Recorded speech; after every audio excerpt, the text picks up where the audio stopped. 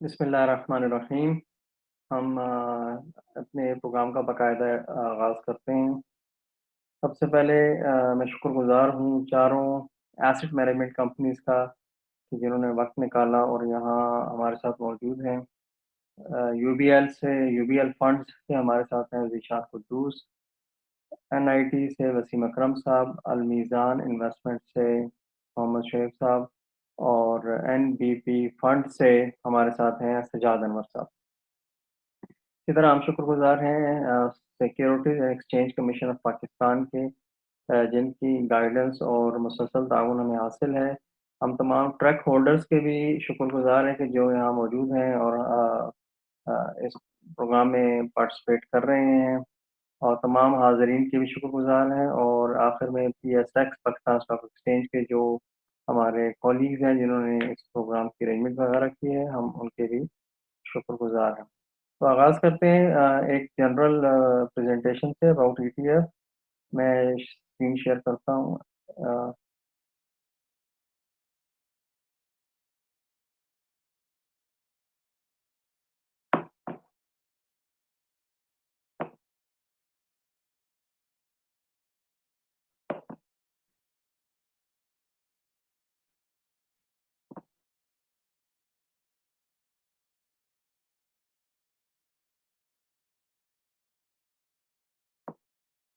ये तो हमारा ये प्रोग्राम एक्सचेंज ट्रेडेड फंड्स के बारे में है और एक्सचेंज ट्रेडेड फंड्स जो हैं वो रिसेंटली लॉन्च हुए थे पाकिस्तान स्टॉक एक्सचेंज पे मार्च 2000 मार्च 2020 इसी साल में।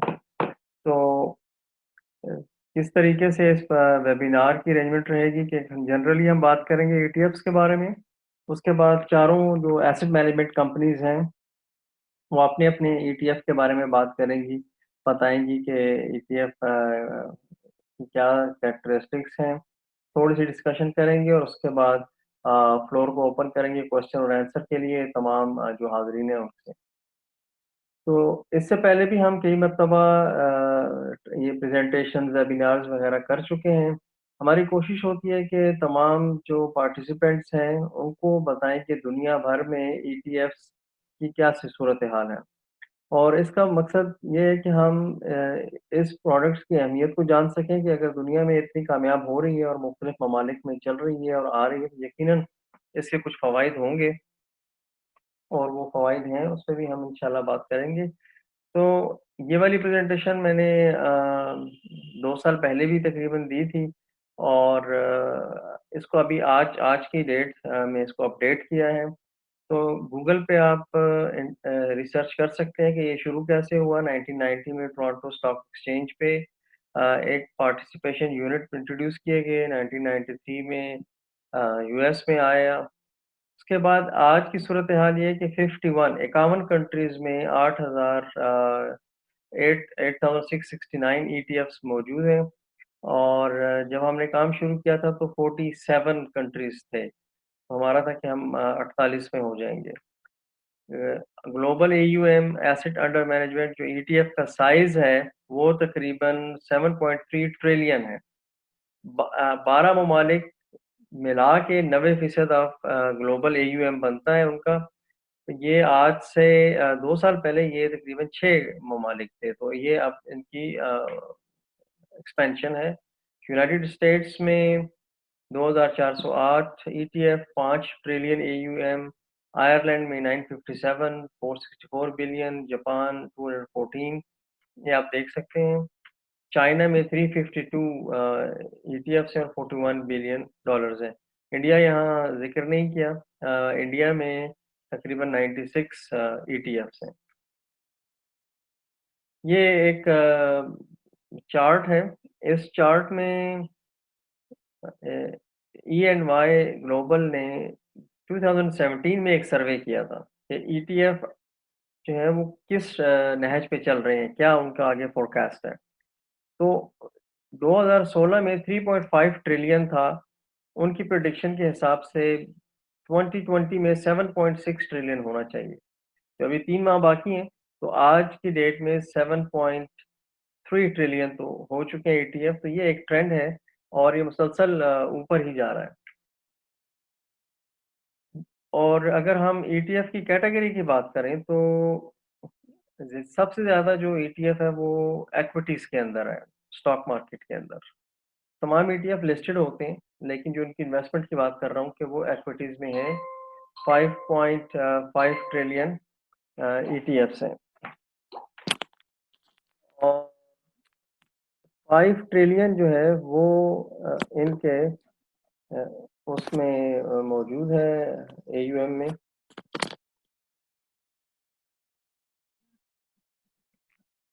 आगे चलते हैं। अच्छा, एक मिनट, बाकी जो कैटेगरीज फेमस हैं वो फिक्स्ड इनकम ईटीएफ है, bonds, corporate bonds, government bonds उनके ऊपर है। और इसके अलावा कमोडिटीज़ भी हैं। ये तीन जो है वो मेन कैटेगरीज हैं जो हम ईटीएफ की मार्केट को जब देखते हैं ग्लोबली। इक्विटीज की बात करें तो फ्री फ्लोट कैपिटलाइजेशन के टाइप पे हो सकता है, शरिया के टाइप पे हो सकता है, किसी स्पेसिफिक सेक्टर पे ईटीएफ हो सकता है, डिविडेंड स्ट्रेटजी पे ईटीएफ हो सकता है। Small cap, large cap, large cap तो वो आ गया। पाकिस्तान में अब हम देख रहे हैं कि प्राइमरीली लार्ज कैप बेस्ड ही है ईटीएफ मोस्टली, या जो हम कह लें फ्री फ्लोट कैपिटलाइजेशन पे। और एक हमारे पास अलमीज़ान इन्वेस्टमेंट की तरफ से शरिया ईटीएफ भी मौजूद है। फिक्स्ड इनकम की बात करें तो टी बिल और बॉन्ड है, कमोडिटीज में गोल्ड, प्रेशियस मेटल, ऑयल, इनकी ईटीएफ्स बन सकते हैं, मौजूद होते हैं। ब्रीफली देखते हैं कि ईटीएफ है क्या। ईटीएफ असल में प्रोडक्ट है एसेट मैनेजमेंट कंपनीज की, जिसके जो बाकायदा एसईसीपी से अप्रूव होती है म्यूचुअल फंड की तरह, लेकिन ट्रेड होती है स्टॉक एक्सचेंज में। और फंड के छोटे छोटे साइज बना दिए जाते हैं जो उसका ईटीएफ का स्ट्रक्चर होता है। और ईटीएफ ओवरऑल पैसिव स्ट्रैटेजी को, जनरली पैसिव स्ट्रैटेजी को, किसी इंडेक्स को फॉलो कर रहा होता है।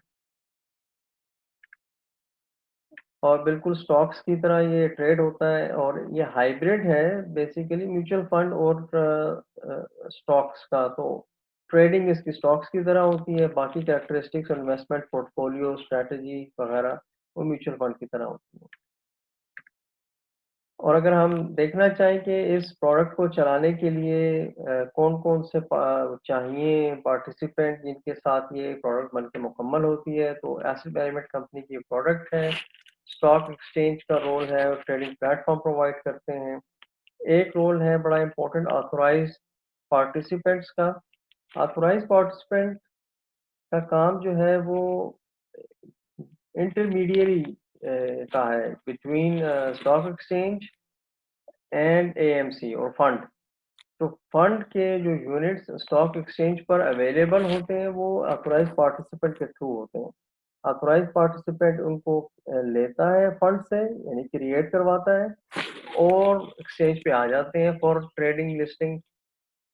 और जब एक्सचेंज से बाय कर ले, और तो वो इसका साइज कम भी हो सकता है, रिडीम कर लेता है थ्रू ईटीएफ। तो ये एक इंटरमीडियरी का रोल अदा करता है। इसी तरह मार्केट मेकर का इम्पोर्टेंट रोल है जिसका काम है लिक्विडिटी प्रोवाइड करना। इसको हम अभी ब्रीफली देखते हैं। इंडेक्स प्रोवाइडर है कि जो म्यूचुअल फंड की जो स्ट्रैटेजी है ईटीएफ की, ईटीएफ की जो स्ट्रैटेजी है उसको उसके लिए एक बेंचमार्क का काम करता है, कि बेंचमार्क प्रोवाइड करता है। तो स्टॉक एक्सचेंज जितनी भी हमारे पास 4 ईटीएफ्स हैं, तो 4 नई इंडिसेस ऐड हुई हैं और इनको मैनेज पाकिस्तान स्टॉक एक्सचेंज कर रहा है। नेशनल क्लियरिंग है जो सेटलमेंट और क्लियरिंग का काम करेगा इसका। और ट्रस्टी का रोल है सीडीसी का, जो जिस तरह एक म्यूचुअल फंड का ट्रस्टी होता है, इसी तरह ईटीएफ का ट्रस्टी होता है। और डिपॉजिटरी भी सीडीसी ही है। तो एसेट मैनेजमेंट कंपनी का काम इस की स्ट्रैटेजी बनाना। तो असल दिमाग जो लड़ता है वो एसेट मैनेजमेंट कंपनीज का है, कि जो एक इन्वेस्टमेंट की प्रोडक्ट प्रोवाइड करते हैं इन्वेस्टर्स को। और ये एससीसीपी से अप्रूव होता है। फिर जब ये लिस्ट हो जाता है तो इसकी सारी मैनेजमेंट वो एएमसी ही कर रही होती है। कॉर्पोरेट एक्शन है, कोई डिविडेंड डिस्ट्रीब्यूशन है, रीबैलेंसिंग है, इंडेक्स को ट्रैक करना है, ये सारे काम एसेट मैनेजमेंट कंपनी कर रही होती है। जैसे बताया कि ऑथोराइज्ड पार्टिसिपेंट का रोल है जो between stock market and ETF intermediary है, उसकी अपॉइंटमेंट भी एसेट मैनेजमेंट कंपनी ही करती है और वो ही इसको मैनेज कर रहे होते हैं। इसी तरह जो मार्केट मेकर है उसको भी एसेट मैनेजमेंट कंपनी एंडोर्स करती है। ऑथराइज्ड पार्टिसिपेंट ट्रैक होल्डर हो सकते हैं, बैंक्स, डीएफआई, ये सब हो सकते हैं। इनको एक एग्रीमेंट करना है एसेट मैनेजमेंट कंपनी के साथ। तो आप हमारे जो सामीन हैं, जो ब्रोकर्स हैं, वो भी एसेट मैनेजमेंट कंपनी से रब्ता कर सकते हैं और ऑथराइज्ड पार्टिसिपेंट बन सकते हैं और इसमें किसी किस्म की ऑब्लिगेशन नहीं है। अगर आप काम करना चाहें तो आप इसमें कर सकते हैं, कोई रिक्वायरमेंट नहीं है कि लाजमी इसमें इस क्वांटिटी में काम करना है।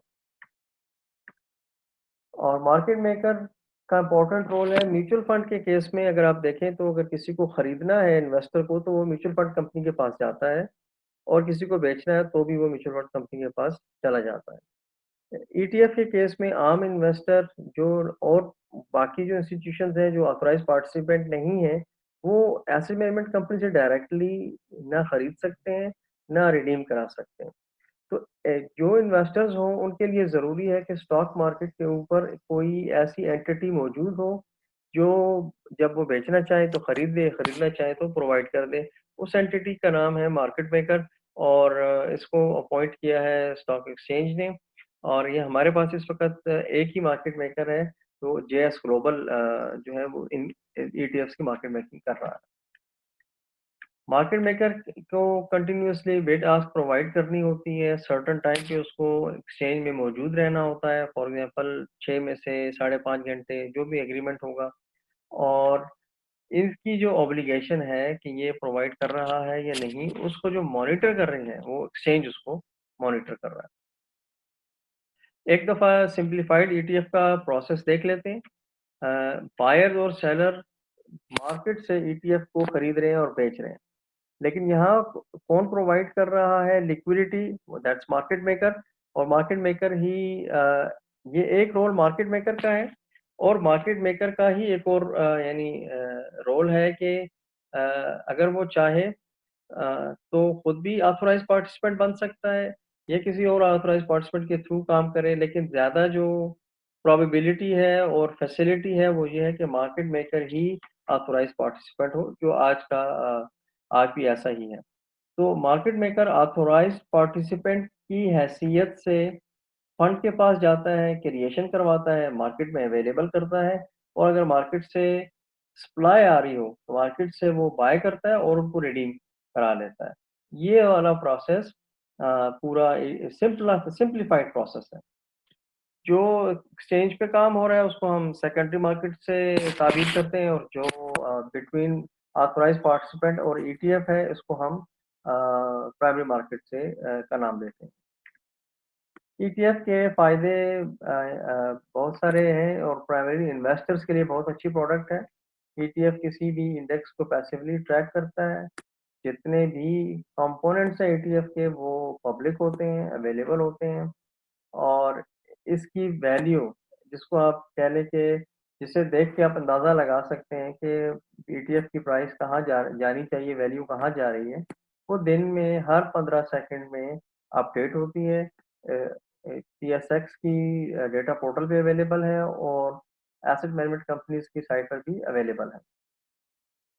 इसी तरह डे एंड पे जैसे mutual fund companies mutual fund का नेट एसेट वैल्यू या नैव कैलकुलेट करते हैं, इसी तरह ईटीएफ की भी नैव कैलकुलेट होती है। और फ्लेक्सिबिलिटी इन्वेस्टर्स को प्रोवाइड करता है। फॉर एग्जांपल चढ़ती मार्केट में और खुदा ना खास्ता गिरती मार्केट में, दोनों part of the stock market हैं। तो म्यूचुअल फंड का इन्वेस्टर एंटर होना हो तो भी उसको डे एंड तक इंतज़ार करना पड़ता है ताकि उसे एक वैल्यू दी जाए और अगर उसे रिडीम करना है तो भी डे एंड तक का वो इंतज़ार करेगा। एटलीस्ट प्रोसीड आने में जो टाइम लगता है नेचुरल, वो लगेगा। लेकिन इन case of ETF, investors stock exchange पे बाय और सेल कर सकते हैं during the day like another stock. Fund की को अगर फंड से कंपेयर करें तो ईटीएफ्स की जो अपनी कॉस्ट है वो जनरली कम होती है as compare to mutual fund. Mutual fund को मैनेज करना होता है, वो एक्टिव होता है। इन केस ऑफ ईटीएफ ये पैसिव है, एक इंडेक्स को ट्रैक कर रहा है। इसी तरह कोई फ्रंट एंड या बैक एंड कमीशन लोड नहीं होता। आपकी जो एज़ एन इन्वेस्टर कॉस्ट होती है वो ट्रेडिंग की कॉस्ट होती है। तो ओवरऑल लो कॉस्ट पे इन्वेस्टर्स को एक बना बनाया पोर्टफोलियो, एक स्ट्रेटजी मिल जाती है। एक बेनिफिट ईटीएफ्स का ये है कि ये डाइवर्सिफाइड होते हैं। तो डाइवर्सिफाइड तो म्यूचुअल फंड्स भी होते हैं, वो है कि अपनी स्ट्रेटजी के तहत होते हैं। लेकिन ईटीएफ की डाइवर्सिफिकेशन ट्रांसपेरेंट होती है, आपको नजर आ रहा है कि कितना इसमें कौन कौन से स्टॉक्स हैं। एक और फायदा ये है कि ईटीएफ फुली इन्वेस्टेड होता है। इसका मतलब ये है कि जब भी आप ईटीएफ खरीदें, जिस क्वांटिटी में भी खरीदेंगे तो वो ऑलरेडी इन्वेस्टेड होता है उस पोर्टफोलियो के अंदर, आपको रिटर्न जनरेट करेगा। इन केस ऑफ म्यूचुअल फंड्स, जो अमाउंट आती है वो उस वक़्त इन्वेस्टेड नहीं होती, बल्कि विद टाइम उसको एक्चुअल मार्केट में इन्वेस्ट किया जाता है। तो ये थोड़ा एक एक फ़र्क है ईटीएफ्स में और म्यूचुअल फंड्स में। अब हम चलते हैं क्विकली के 2 एलिमेंट्स की तरफ इशारा करना चाहेंगे कि अगर आप ईटीएफ की आईनैव देखना चाहें तो एक्सचेंज के डीपीएस पे, डेटा पोर्टल पे आप फॉर एग्ज़ाम्पल यहाँ स्क्रीन पे दिख रहा है यूबीएल पाकिस्तान एंटरप्राइज ईटीएफ की जब आप खोलेंगे तो आई नैव आपको नजर आएगी कि यहाँ पे लिखी हुई है और नीचे टाइम भी उसका लिखा है कि ये कब अपडेट हुई है। इसी तरह ये लेफ्ट साइड पे नीचे अगर आप देखें तो क्रिएशन बास्केट है। ये बास्केट आप जब इस पे क्लिक करेंगे तो ये आपको पूरा दिखा देगा कि एक यूबीएल की एक क्रिएशन यूनिट ये थोड़ा-सा स्ट्रक्चर है जो इसमें हम डिटेल में नहीं जा रहे। लेकिन अगर आप 154 हबीब बैंक के शेयर ले लें, 61 एंग्रो के ले लें, 204 हप्को के ले लें और इसी तरह बाकी उनको मल्टीप्लाई कर दें उनकी करंट वैल्यू से और ऊपर जो कैश कंपोनेंट लिखा है इसको जमा कर दें। ये और उसको आप 10,000 से तक़सीम कर दें। आज का जो स्ट्रक्चर है मोस्ट ऑफ दी ईटीएफ का, वो 10,000 यूनिट ईटीएफ के या 10,000 शेयर ईटीएफ के एक क्रिएशन यूनिट के बराबर है। तो उस 10,000 यूनिट की वैल्यू यहाँ से डिटरमिन होती है। उसको आप अगर डिवाइड कर देंगे 10,000 से इस पूरे पोर्टफोलियो की वैल्यू को, तो आपके पास आई नैव आ जाएगी जो ऊपर ₹13 पे कैलकुलेट है। तो अब यहाँ आप देख सकते हैं कि आई नैव ₹13 है, प्राइस इसकी जो लास्ट ट्रेड हुआ है वो ₹13.14 है। तो ये आई नैव जो है ये मैक्सिमम 15 सेकंड पुरानी हो सकती है, लेकिन ये हर 15 सेकंड में अपडेट होती है। ईटीएफ की प्राइसिंग के लिए आप एक रेफरेंस वैल्यू जैसे आईनैव को इंडिकेट किया। आईनैव कैट्स पर भी अवेलेबल है, जो ट्रक होल्डर्स के पास सिस्टम है ट्रेडिंग का, पीएसएक्स की वेबसाइट पे भी है और एएमसी की वेबसाइट पे भी अवेलेबल होता है। और एक वैल्यू है ईटीएफ की और एक प्राइस है। तो वैल्यू तो आईनैव से डिटरमिन हो गई और प्राइस जो है वो जो ट्रेड होता है जिस डिमांड एंड सप्लाई की बेस पे। आर्बिट्राज अपॉर्चुनिटी इसको अवेल कर सकते हैं इन्वेस्टर्स थ्रू एपी या एपी ऑथराइज्ड पार्टिसिपेंट या मार्केट मेकर, कि अगर डिफरेंस हो बिटवीन आई नैव और प्राइस के, तो अगर इसके कैलकुलेशन करके वो ईटीएफ खरीद के अंडरलाइन कॉन्स्टिट्यूएंट्स बेच दें या अंडरलाइन कॉन्स्टिट्यूएंट्स बेच के ईटीएफ खरीद लें, तो वो एक कैलकुलेशन वो कर सकते हैं। ये आर्बिट्राज नॉर्मली ईटीएफ्स के अंदर आ जाता है दुनिया भर में और इसी आर्बिट्राज की वजह से ईटीएफ की प्राइस जो है वो अपनी नैव के आसपास रहती है। इसको अगर आप कंपेयर करें क्लोज्ड एंड फंड से, तो क्लोज्ड एंड फंड में ये नई चीज़ नहीं होती और क्लोज्ड एंड की जो फंड्स हैं वो ज़्यादा डिविएट कर जाते हैं बेस्ड ऑन लिक्विडिटी, अगर ना हो अपनी प्राइस से। स्टॉक एक्सचेंज ईटीएफ्स के फ्यूचर के ऊपर भी काम कर रहा है कि ये ईटीएफ फ्यूचर्स में अवेलेबल हो, तो ये भी एक अपॉर्चुनिटी है ट्रक होल्डर्स के लिए कि वो फिर उसको रेडी और फ्यूचर का भी काम कर सकें। ईटीएफ में कोई भी इन्वेस्टर जिसके पास एक ब्रोकरेज अकाउंट है, जैसे शेयर ले सकता है, ऐसे ही ईटीएफ ले सकता है। ये हमारे पास क्वेश्चन आता है इसलिए इसको हमने यहाँ बयान किया। एज़ ए ट्रक होल्डर आपको क्या बेनिफिट है? तो उसमें देखें ईटीएफ उसी तरह ट्रेड करता है जैसे जैसे शेयर्स ट्रेड करते हैं। तो एक ट्रेडिंग फीस जो आप बाय और सेल की लेते हैं वही शेयर्स की वही ईटीएफ की होती है। लेकिन ईटीएफ की जो ट्रेडिंग है इस ये अगर एक खास वॉल्यूम तक चली जाए 10,000 शेयर तक चली जाए या कुछ, तो इसके नतीजे में मार्केट मेकर को हेज करना होता है और वो अपनी पोजीशन को कवर करता है। उसके लिए वो अंडरलाइंग जो कॉन्स्टिट्यूएंट्स हैं जैसे आपको दिखाए यूबीएल के, उनको उसे खरीदता है या बेचता है जैसी भी सिचुएशन हो।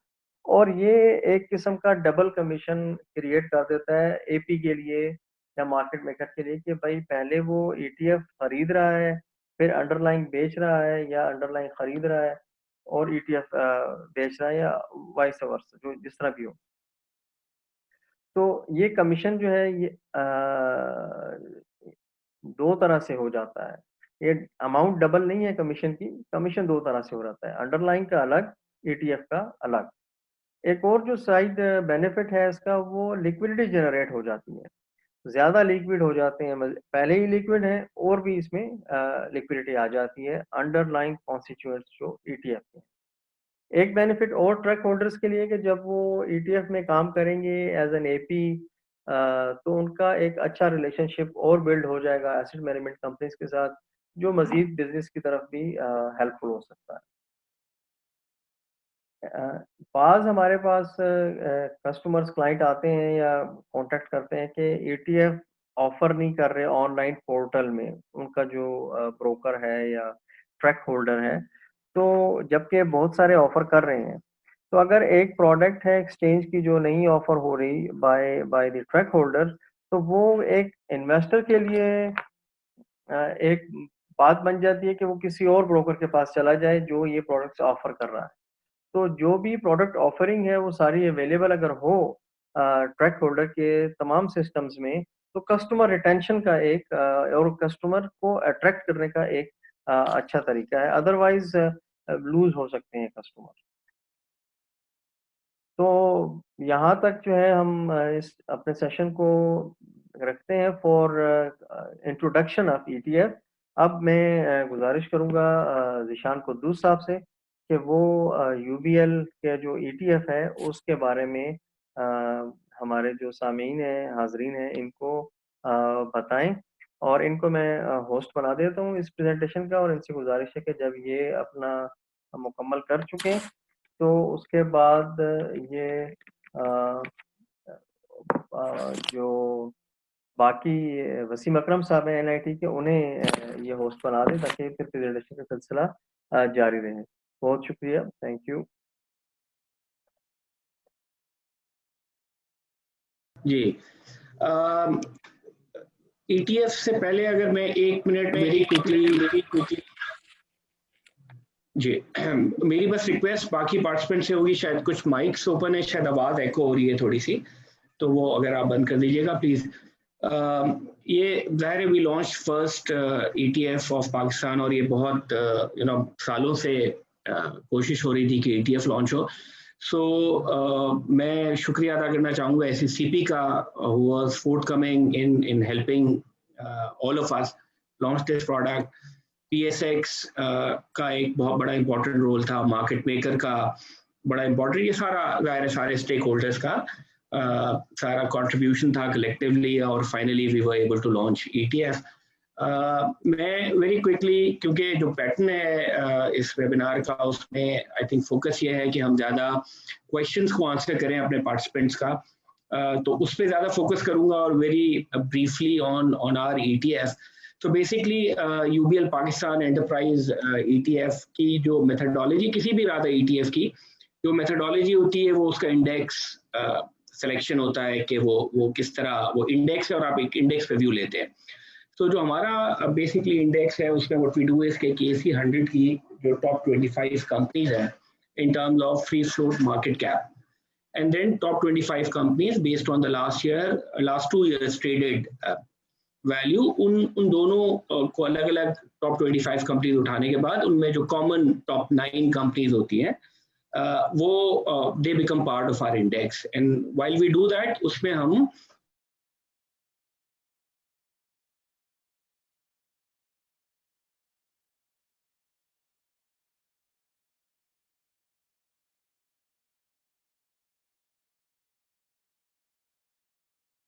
सो वो टॉप 9 स्टॉक्स हम ले लेते हैं। जो बेसिक इंडेक्स की मेथडोलॉजी है उसमें कोई भी स्क्रिप्ट जो उन टॉप 9 कंपनीज में होगा उसका जो maximum allocation to an index होगा वो 16% होगा। जो मिनिमम किसी इंडेक्स कंपोनेंट का वेट होगा दैट वुड बी 3.5%। एक दफा इंडेक्स बन गया, से फॉर एग्जांपल मार्च में ये फंड लॉन्च हुआ था, हमने जब ये इंडेक्स बनाया तो क्वार्टरली बेसिस के ऊपर ये रीबैलेंस होगा, विच मीन्स कि अगर for example because the market movement अगर कोई शेयर फॉर एग्जांपल 16 से 18% हो गया है या 3.5 से वो 2.5% हो गया तो वो रीबैलेंस हो जाएगा और एवरी 6 मंथ हम इस इंडेक्स को रिकॉन्स्टिट्यूट करेंगे।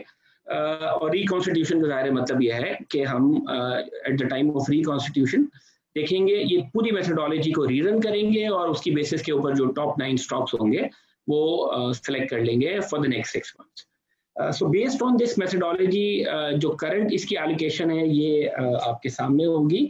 सो HPL इज 16.18%, ये ज़ाहिर है मार्केट मूवमेंट की वजह से 16% से ऊपर चला गया है। तो जो नेक्स्ट रीबैलेंसिंग होगी इसमें ये ऑटोमेटिकली एडजस्ट हो जाएगा। Then Anglo, Lucky, Hapco, FFC, MCB, UBL, EFT and Bankers. So these are the 9 constituents as of 9th of October.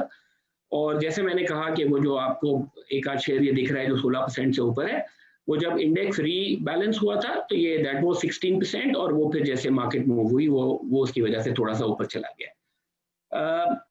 Hasan की presentation में I think is covered all basic details of an ETF। जो एक index जब आप कोई launch करते हैं उसके ऊपर ETF बनाते हैं तो बेसिक जो आपकी कोशिश होती है वो ये होती है कि आप जो भी इंडेक्स फॉलो कर रहे हैं अपने ETF में आपके फंड की परफॉर्मेंस मिमिक करें उसको। वैसे तो लॉ हमें अलाउ करता है कि हम minimum 85% replication of an index करें। इसका मतलब ये है कि मैं 15% डिविएट कर सकता हूँ by law from the index while running in ETF, लेकिन ज़ाहिर है हम 100% रेप्लिकेशन स्ट्रैटेजी पे चल रहे हैं तो हमारी जो कोशिश है, जो ऑब्जेक्टिव है वो ये है कि हम मिमिक करें अपने इंडेक्स की परफॉर्मेंस को। तो ये from the launch of the fund till 9th of October आपको ये ग्राफ दिख रहा होगा। इसमें जो ब्लू लाइन है that is the NAV of the ETF और साथ में इंडेक्स है जो दूसरा इसके साथ ग्राफ है। तो आप देखिए बहुत क्लोजली मिमिक कर रहा है फंड का रिटर्न इंडेक्स के रिटर्न को, and that is the idea of an ETF कि आपका because it's a passive strategy you are following an index, तो जो भी आपका एक इंडेक्स जो आपने चूज किया है आपके फंड का रिटर्न बहुत उसको क्लोजली ट्रैक करें और उसका जो ट्रैकिंग एरर है which is the difference between the fund return and the index return वो कम से कम करने की आप कोशिश करें। तो बहुत आप देखें कुछ जगहों पे अगर आपको ये स्क्रीन पे मेरा कर्सर दिख रहा हो तो बहुत मार्जिनल से डिफरेंसेस हैं जो because of the expenses of the fund normally होते हैं, या कभी कभी होता यह है कि इंडेक्स में और जो आपका फंड का पोर्टफोलियो है उसमें डिफरेंस ये भी होता है कि राउंडिंग ऑफ के एरर्स की वजह से भी होता है। बट अदरवाइज अगर आप देखें तो ये मोस्टली जो है वो एक उसी पैटर्न को मिमिक कर रहा है। This is basically UBL ETF return, हमारे फंड का रिटर्न और इंडेक्स का रिटर्न, और ये आप देखें KC100 और KC30 जो है उसके रिटर्न को। सो 95% इसकी कोरिलेशन है रफली with the KC100 and KC30। सो अगर आपको एक ब्रॉडर मार्केट एक्सपोजर आप लेना चाहते हैं एंड तो ये ETF आपको 95% कोरिलेशन दे रहा है विद द ब्रॉडर मार्केट। इस फंड का ट्रैकिंग एरर बहुत थोड़ा है, अगर आप देखें सिंस इंसेप्शन तो इस फंड का जो रिटर्न है दैट इज अबाउट 22%। ये सामने आपके आ रहा होगा, मैं हाईलाइट भी कर देता हूँ इसको, और जो इंडेक्स का रिटर्न है दैट इज 23%। तो जो ये डिफरेंस है इसमें अगर आप फंड के एक्सपेंसेस को एडजस्ट कर दें तो हार्डली कोई मार्जिनली सा ट्रैकिंग एरर है इसके अंदर। PSX पे आपको UBL ETF के नाम से ये दिख रहा होता है, और मैं सिर्फ इसमें 2 चीजें ऐड अगर कर दूं हसन आप विथ योर परमिशन, कि हमने ओवर टाइम ये देखा है कि एक कंफ्यूजन हमेशा रहा है कि what's the difference between the market maker of the fund and the authorised participant. So authorised participant का जो एग्रीमेंट है that is with the asset management company, और वो बेसिक सा एक कॉन्ट्रैक्ट है। आप में से कोई भी ऑथराइज्ड पार्टिसिपेंट बन सकता है by signing an agreement with us, और वो एग्रीमेंट लार्जली प्राइमरीली इसलिए होता है कि आप फंड के यूनिट्स बाय एंड रिडीम कर सकें directly from the AMC, because it's a hybrid product as Hasan said. So हर इन्वेस्टर जो है वो एएमसी के साथ ट्रेड नहीं कर सकता या ट्रांजैक्ट नहीं कर सकता, ओनली ऑथराइज पार्टिसिपेंट के। तो it's sort of a non obligatory agreement. आपको जब यूनिट्स चाहिए हो तो वो अग्रीमेंट आपको इनेबल करता है कि आप फंड के साथ या एएमसी के साथ डायरेक्टली ट्रांजैक्शन कर सकें। आई थिंक हसन 5 मिनट आपने कहे थे, I think I have completed, और बाकी चीजें जो है वो फिर हम जो क्वेश्चन आंसर होंगे उसमें I think talk about. Thank you very much. आप अगर काइंडली वसीम को बना देंगे होस्ट को। Thank you. Right.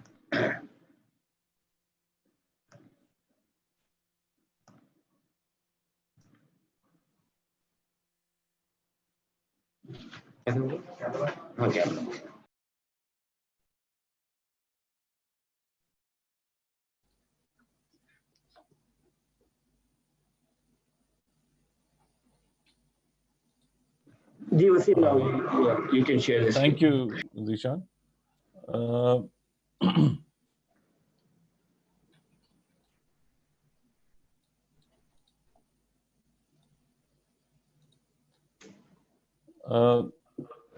Can you see the screen now? No, I can't see. Wasiim, I cannot. अच्छा,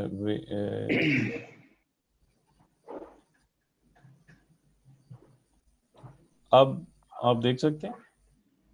Yes, we can see now. Okay. Thank you very much. सबसे पहले PSX का कि उन्होंने ETFs के ऊपर ये वेबिनार ऑर्गेनाइज किया।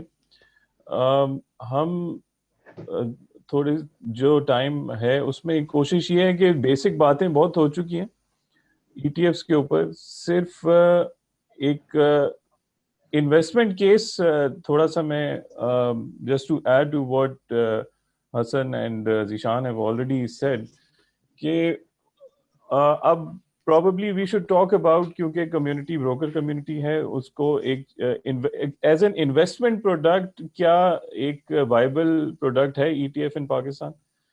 तो उसकी बहुत सारी चीज़ें ऐसी हैं which make ETFs a very good and viable investment product in Pakistan.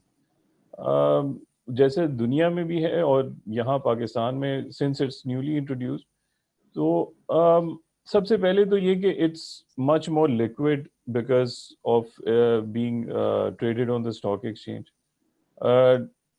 It's a crossover between a traditional open-end mutual fund or a single stock. So it provides you diversification which a mutual fund gives you. Plus इसमें जो trade की जो facility है, given it's traded on the stock exchange, तो वो दोनों के features combine कर देता है। आपको एक डाइवर्स एक्सपोजर मिलता है in a limited amount of investment. जैसे अब आगे चल के थोड़ी सी आपको डिटेल भी दिखाएंगे, मतलब जो 12 stock which form part of our ETF, I was just doing a very basic calculation कि अगर आप उनका खाली जो 100 की लॉट की भी अगर आप एक इक्वल वेटेज सबका 100 का लॉट खरीदें तो आपको तकरीबन 2.5 लाख रुपए चाहिए उसके लिए। उसको अगर आप एक ETF के थ्रू ले सकें तो आप मिनिमम अमाउंट ऑफ इन्वेस्टमेंट से वो एक पोर्टफोलियो की कॉम्पोजिशन में भी थोड़ी सी कॉम्पोजिशन में फर्क होगा, ऑब्वियसली वेटेजेस में फर्क होगा, लेकिन just to give you an idea कि एक डाइवर्सिफाइड पोर्टफोलियो खुद से बनाना और उसको ETF के थ्रू अवेल करना। So ETF is much more convenient as compare to making a diversified portfolio on your own.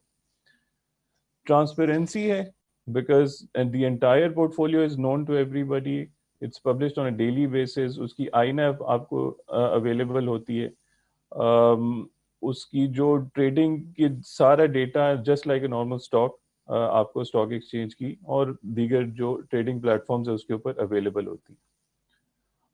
So in summary अगर हम खाली म्यूचुअल फंड से एक कंपैरिजन करें तो it provides you diversified portfolio just as a mutual fund. So ये इनमें दोनों में same quality. Buying selling ज़्यादा liquid है in exchange traded fund because it's traded through the stock market. जबकि जो traditional mutual fund है वो आप issuance and redemption सिर्फ AMC के through करवा सकते हैं. Usually management fee is much lower as compared to a traditional mutual fund. And that is primarily because इसमें obviously आप एक index tracker product है, एक कॉन्सेप्ट में इन्वेस्ट करते हैं जिसमें कोई एक्टिव इन्वेस्टमेंट इन्वॉल्व नहीं होती on part of the asset management company. जो प्राइसिंग है उसकी, जो NAV है, वो आपको इंटरडे अवेलेबल होती है on the stock exchange website, so you can base your buying and selling decisions on that INAV, and that is one of the major advantages of an exchange traded fund. NIT ने हमारा जो NITG-ETF है, that's one of the first ETFs to have launched in Pakistan. तो just a very brief introduction, हमारे तकरीबन 138 billion के assets under management हैं और 50,000 plus का investor base है, and it's, as you all probably are aware, that it's the oldest asset management company in Pakistan. थोड़ा सा अपनी प्रोडक्ट के बारे में बता दूं। हमारा जो मेन क्राइटेरिया है वो ये है कि इट बेसिकली जो KSE 100 के टॉप स्टॉक्स हैं based on free float market capitalization, उनको सेलेक्ट किया जाता है to a point where the total weightage of these stocks cover 50% weight of the KSE 100 index. Obviously इसमें लिक्विडिटी क्राइटेरिया है कि जी ट्रेडिंग इसमें होनी चाहिए, इसमें एक सर्टेन नंबर ऑफ थ्रेशोल्ड है जिससे मतलब उससे नीचे ट्रेड नहीं होना चाहिए। So ensuring liquidity as well, plus आपको एक major stake in the total KSE 100 index provide करता है ये ETF, because at all times you end up owning 50% of the market capitalization of the KSE 100 index. So being the largest index, the KSE 100 index, when you buy this one ETF, you end up owning at least 50% by market capitalization of the main index of the market. So it gives you a major exposure towards the stock exchange of the country. जैसा कि मैं already explain कर चुका हूँ कि stocks को top से bottom हम थोड़ा सा अगर टाइम का हम देख लेंगे। अच्छा, ओके, नहीं, ओके, राइट, मैं बिल्कुल appreciate that, thank you very much. मैं आपको अपने वेटेजेस बता देता हूँ। जो हमारे इस वक्त 12 स्टॉक्स हैं और उसमें जो as you can see the top से लेके बॉटम तक सारे blue chip stocks which form part of the KSE 100 index become part of the NIT Pakistan gateway exchange traded funds. 6 sectors हैं और you can see the weightages, banks, oil and gas exploration, जो भी main sectors of the KSE Pakistan stock exchange है वो सारे के सारे इसमें कवर्ड होते हैं। ये क्रिएशन यूनिट बास्केट है जो कि जिसमें एक हमारी ऑथराइज्ड पार्टिसिपेंट के साथ जो इशुएंस एंड रिडेम्पशन है वो इंस्टेंट क्रिएशन यूनिट और मल्टीपल्स देयरऑफ। एक जो एक्चुअली हम थोड़ा सा पॉइंट लेना चाह रहे थे वो ये है कि सिंस अब थोड़ा टाइम भी हो गया तो we can actually track the performance. तो ये एक बड़ी इंटरेस्टिंग स्लाइड है, सिंगल स्लाइड, इसके बाद मैं बिल्कुल वाइंड अप की तरफ चला जाऊंगा। इफ यू कैन सी कि जो हमारा पाकिस्तान गेटवे इंडेक्स है and the ETF closely follows the return of the gateway index. 1-2% का difference होता है because of the expenses associated with any mutual fund, any fund. तो अगर आप ये देखेंगे as compared to KSE 100 index, which constitutes 100 stocks, उसका return है 32%.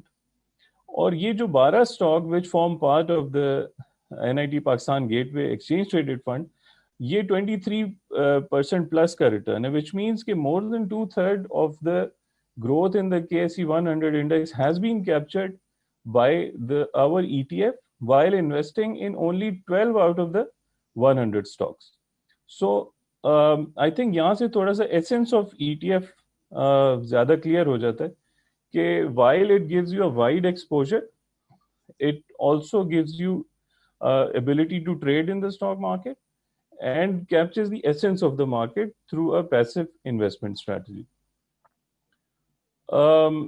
मेरा ख्याल है इसके ऊपर बात ऑलरेडी हो चुकी है, सारी इंफॉर्मेशन स्टॉक एक्सचेंज की वेबसाइट्स के ऊपर भी अवेलेबल है एंड इन केस कोई भी हमें कांटेक्ट करना चाहे तो हमारी वेबसाइट के ऊपर भी सारी डिटेल्स और ऑफरिंग डॉक्यूमेंट्स एक्सेट्रा मौजूद हैं, प्लस आप हमारी हेल्पलाइन पे कॉल करके भी any kind of information that you require आप ले सकते हैं।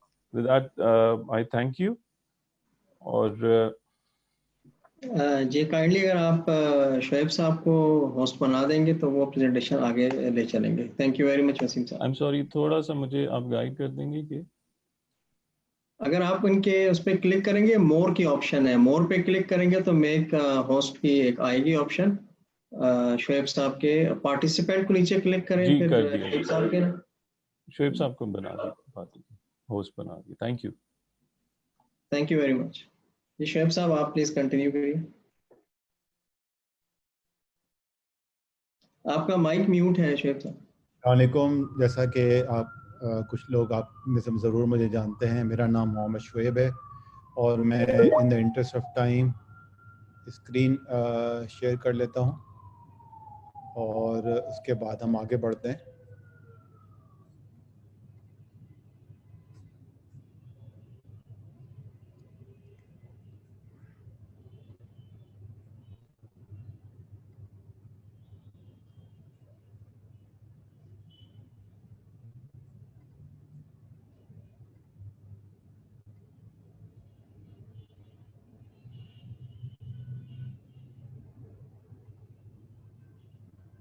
जी आपके पास आ रहा है स्क्रीन की? अभी नहीं आया।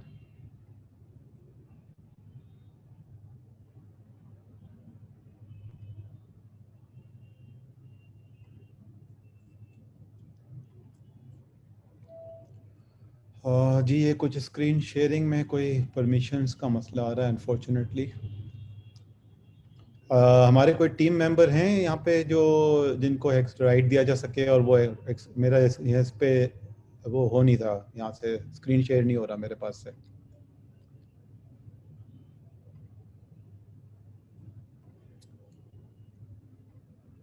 अच्छा जी, हो गया बिल्कुल जी। जी अस्सलाम वालेकुम, sorry for this brief delay. मैं इंशाल्लाह आगाज़ करता हूँ अपनी प्रेजेंटेशन का और कोशिश करूँगा कि इसको 5 से 7 मिनट के अंदर मैं दौरानिए में कंप्लीट कर लूँ। अलमीज़ान इन्वेस्टमेंट मैनेजमेंट से तो आप सब लोग ग़ालिबन वाकिफ़ होंगे, जिसका 25 साल का तजर्बा है पाकिस्तान में म्यूचुअल फंड्स में, और एक बड़ा इम्पोर्टेंट रोल प्ले कर रहा है म्यूचुअल फंड इंडस्ट्री में Al Meezan with about 20% market share. AM1 highest management quality rating है, largest number of investor base है, तकरीबन एसेट्स अंडर मैनेजमेंट 160 अरब के करीब हैं, और हमेशा से अलमीज़ान ने एक पायनियर का रोल प्ले किया है। आप देख रहे हैं कि यहाँ पे जो KMI 30 इंडेक्स है, जो कि पाकिस्तान का पहला शरिया कंप्लाइंट इंडेक्स है, वो भी अलमीज़ान ने लॉन्च किया था PSX के साथ मिलके। उस ज़माने में KSE होता था। इसके बाद जो डिफरेंट कैटेगरीज ऑफ फंड्स हैं शरिया कंप्लाइंट प्रोडक्ट्स में, वहाँ भी अल्हम्दुलिल्लाह अलमीज़ान हैज़ बीन द पायनियर। और अब जो ETF है, ETF मार्केट में भी अल्हम्दुलिल्लाह Meezan is the pioneer by launching the first ETF in Pakistan. हमारे शरिया बोर्ड से आप अच्छी तरह वाकिफ़ हैं, मुफ्ती तकी उस्मानी साहब उसको चेयर करते हैं, बाकी भी रिनाउंड स्कॉलर्स हैं उस पर। क्विकली हम आ जाते हैं ETF के ऊपर, और मैं ज़्यादा इसके ऊपर बात नहीं करूँगा, ज़्यादातर बात हो चुकी है। बस एक ये है कि ये थोड़ा सा मैं एक लोगों के जहन में सवाल आता है जिसका मैं एड्रेस आसान ज़बान में करना चाहूँगा, कि लोग कहते हैं कि भाई म्यूचुअल फंड्स बहुत सारे मौजूद हैं, स्टॉक्स भी बहुत सारे मौजूद हैं, तो ETF की क्या ज़रूरत है और ETF दुनिया में क्यों पॉपुलर हो रहा है। तो मैं आप लोगों से शेयर करूंगा कि आप लोग ज़रूर शान मसाला और नेशनल मसाले से वाकिफ़ होंगे। तो आप बाज़ार में जाते हैं, आप उनका जो है धनिया और उनकी मिर्च और उनकी हल्दी और उनका नमक और पता नहीं क्या क्या चीज़ें ख़रीदते हैं, और फिर इसके बाद आप अपने कोई डिश बनाना शुरू करते हैं। लेकिन इसके साथ साथ आपने देखा होगा कि उनकी बहुत सारी ऐसी भी प्रोडक्ट्स आती है, हलीम मिक्स, निहारी मिक्स, बिरयानी मिक्स, वो मिक्स रेडीमेड तैयार होता है। तो ये जो ETF है ना, ये एक रेडीमेड मिक्स है, और आपकी आसानी के लिए है कि बजाय कि आप 6 किस्म के मसाले ख़रीदें या 8 किस्म के मसाले ख़रीदें फिर अपनी डिश बनाना शुरू करें, तो ETF एक बनी बनाई मिक्स प्रोडक्ट है। आपने प्रोडक्ट को देखना है, आपको पता है कि इसमें नमक कितना है, इसमें हल्दी कितनी है, इसमें ज़ीरा कितना है, इसमें मिर्च कितनी है। एक ETF का जो आपको जो बास्केट है वो आपको बता देती है, और इसीलिए दुनिया भर में बहुत पॉपुलर है। जैसे अभी हसन ने भी जिक्र किया कि हज़ारों की तादाद में ETF हैं, और इंशाल्लाह अभी तो पाकिस्तान में 4 हैं, मैं उम्मीद करता हूँ कि पाकिस्तान में भी हज़ारों की तादाद में होंगे, और जिस तरह से आप डिफरेंट तरह के मिक्स खरीदते हैं मार्केट में जाके, इस तरह जाके आप मुख्तलिफ तरह के ETF खरीद सकेंगे।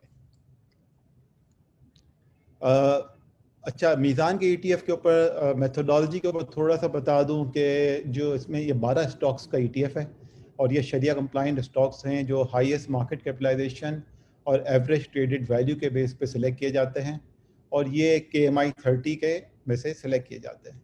KMI 30 भी जैसे मैंने आपसे शेयर किया कि उसके ऊपर एक इंडेक्स भी हमारे पास है और इंडेक्स फंड भी मौजूद है जिसमें 30 कंपोनेंट्स हैं, लेकिन इसको भी फर्दर हमने एक छोटा मिक्स बनाया 12 स्टॉक्स का, और इसमें जो मैक्सिमम वेट एक स्टॉक का है वो 15% है और मिनिमम 3.5% है, और एक सेक्टर का जो कैप हमने रखा है 25% रखा है, और इसकी भी रिकॉन्स्टिट्यूशन इंडेक्स की हर 6 माह बाद होगी जैसा KMI 30 की रिकॉन्स्टिट्यूशन होती है, और इसी तरह से साल में एक दफ़ा इसकी रीबैलेंसिंग भी की जाएगी।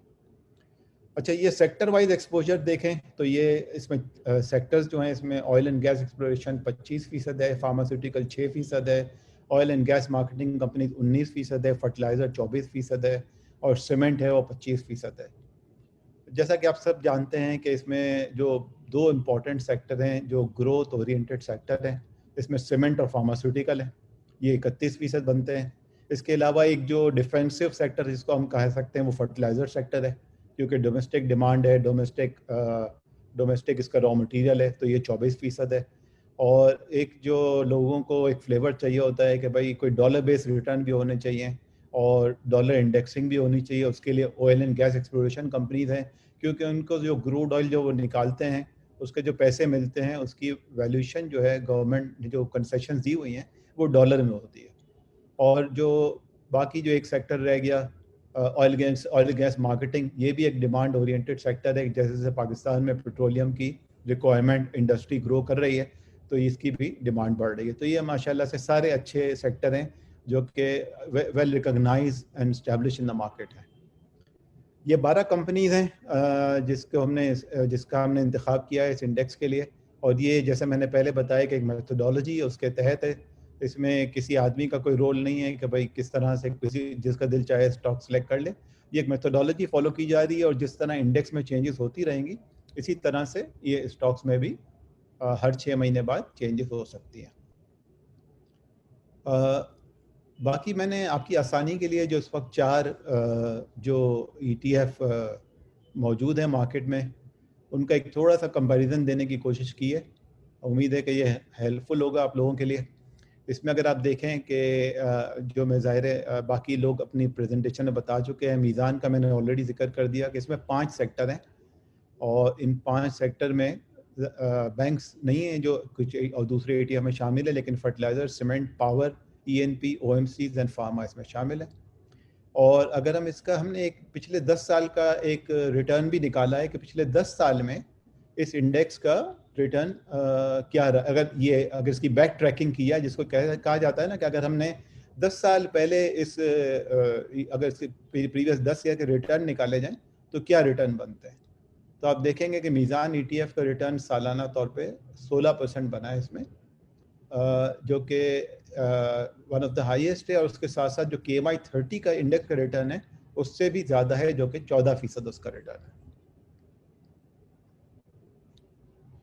ये बेसिकली जैसे मैंने आपसे जिक्र किया ये यहाँ पे हमने शेयर कर लिया है।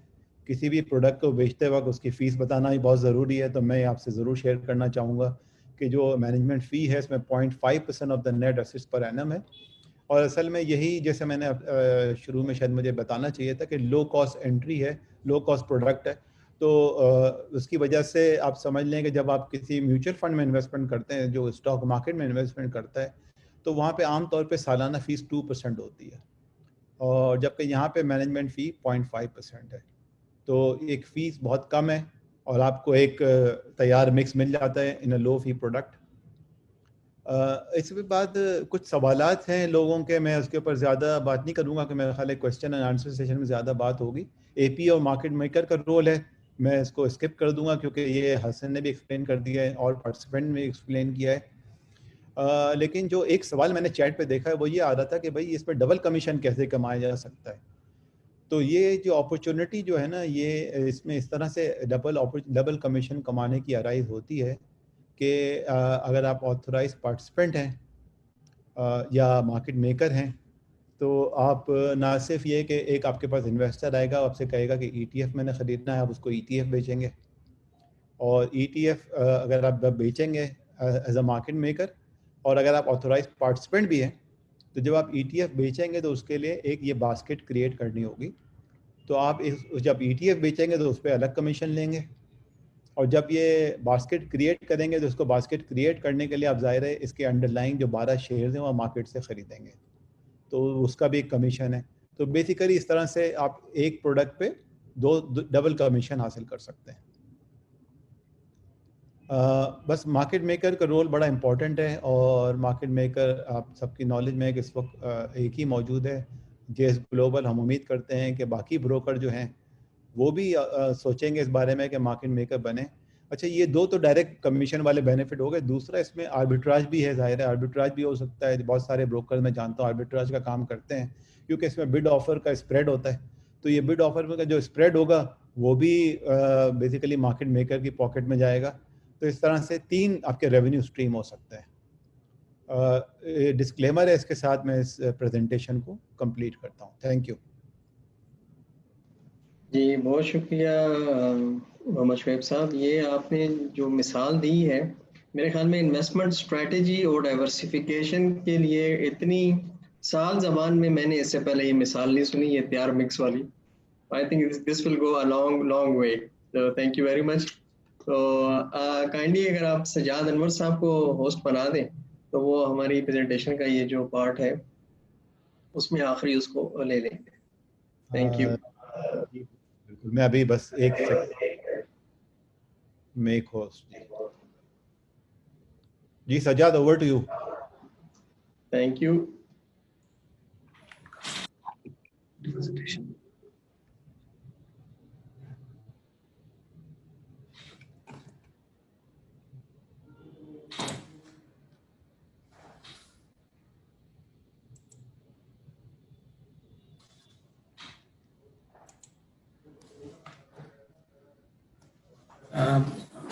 Thank you so much Hasan साहब। सबसे पहले तो PSX का बहुत शुक्रिया कि उन्होंने एक प्लेटफॉर्म हमें प्रोवाइड किया है टू शोकेस आवर प्रोडक्ट, और बाकी जो लोग यहाँ पार्टिसिपेंट्स हैं उनका भी शुक्रिया कि उन्होंने टाइम निकाला और हमारी इस वेबिनार में पार्टिसिपेट किया। विदाउट वेस्टिंग एनी टाइम, नफ़ा के बारे में तो मैं बहुत ज़्यादा नहीं बात करूँगा। अल्हम्दुलिल्लाह one of the fastest growing AMC, और we are managing around 160 billion plus of investors' money among different funds.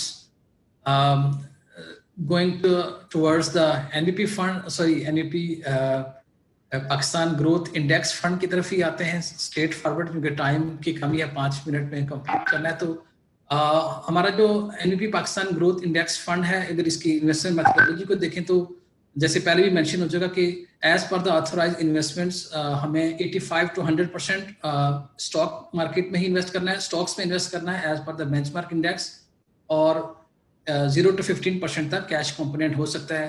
लेकिन जैसे पहले भी मेंशन किया गया कि इसका ऑब्जेक्टिव ये नहीं है कि हमने कोई एक्टिवली मैनेज करना है इसको और इक्विटीज के अंदर एक्सपोजर कम करेंगे, बल्कि the objective is to mimic the performance of the benchmark index. अगर इसकी समराइज फॉर्म में अगर आपको बता सकूं शॉर्ट फॉर्म में कि टॉप 15 स्टॉक्स जो भी होंगे based on liquidity and trading volume, वो इसका पार्ट बनेंगे, और जो कि 6 सेक्टर्स को बिलोंग करते हैं। हम डिटेल में देखेंगे कि कौन कौन से सेक्टर्स इसके अंदर कंप्राइज होते हैं और इसके जो कंस्टिट्यूएंट्स हैं उनकी अभी कंपोजिशन क्या है।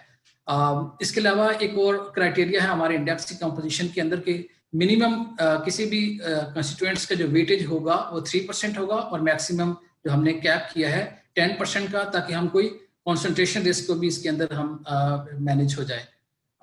अगर हम मेथोडोलॉजी देखें तो हम जो इसको हम रीबैलेंस होगा, ये क्वार्टरली बेसिस के ऊपर होगा, और इसका रीजंस पहले भी मेंशन हो गए कि what do we mean by rebalancing, कि जहाँ पे based on the relative performance of the constituents अगर किसी का वेटेज बढ़ जाएगा 10% से, तो उसको एवरी क्वार्टरली बेसिस के ऊपर उसको with in the limit of 10% लेके आ जाएगा, और इसी तरह से अगर किसी का 3% से ड्रॉप होगा उसको भी 3% पे लेके आया गया।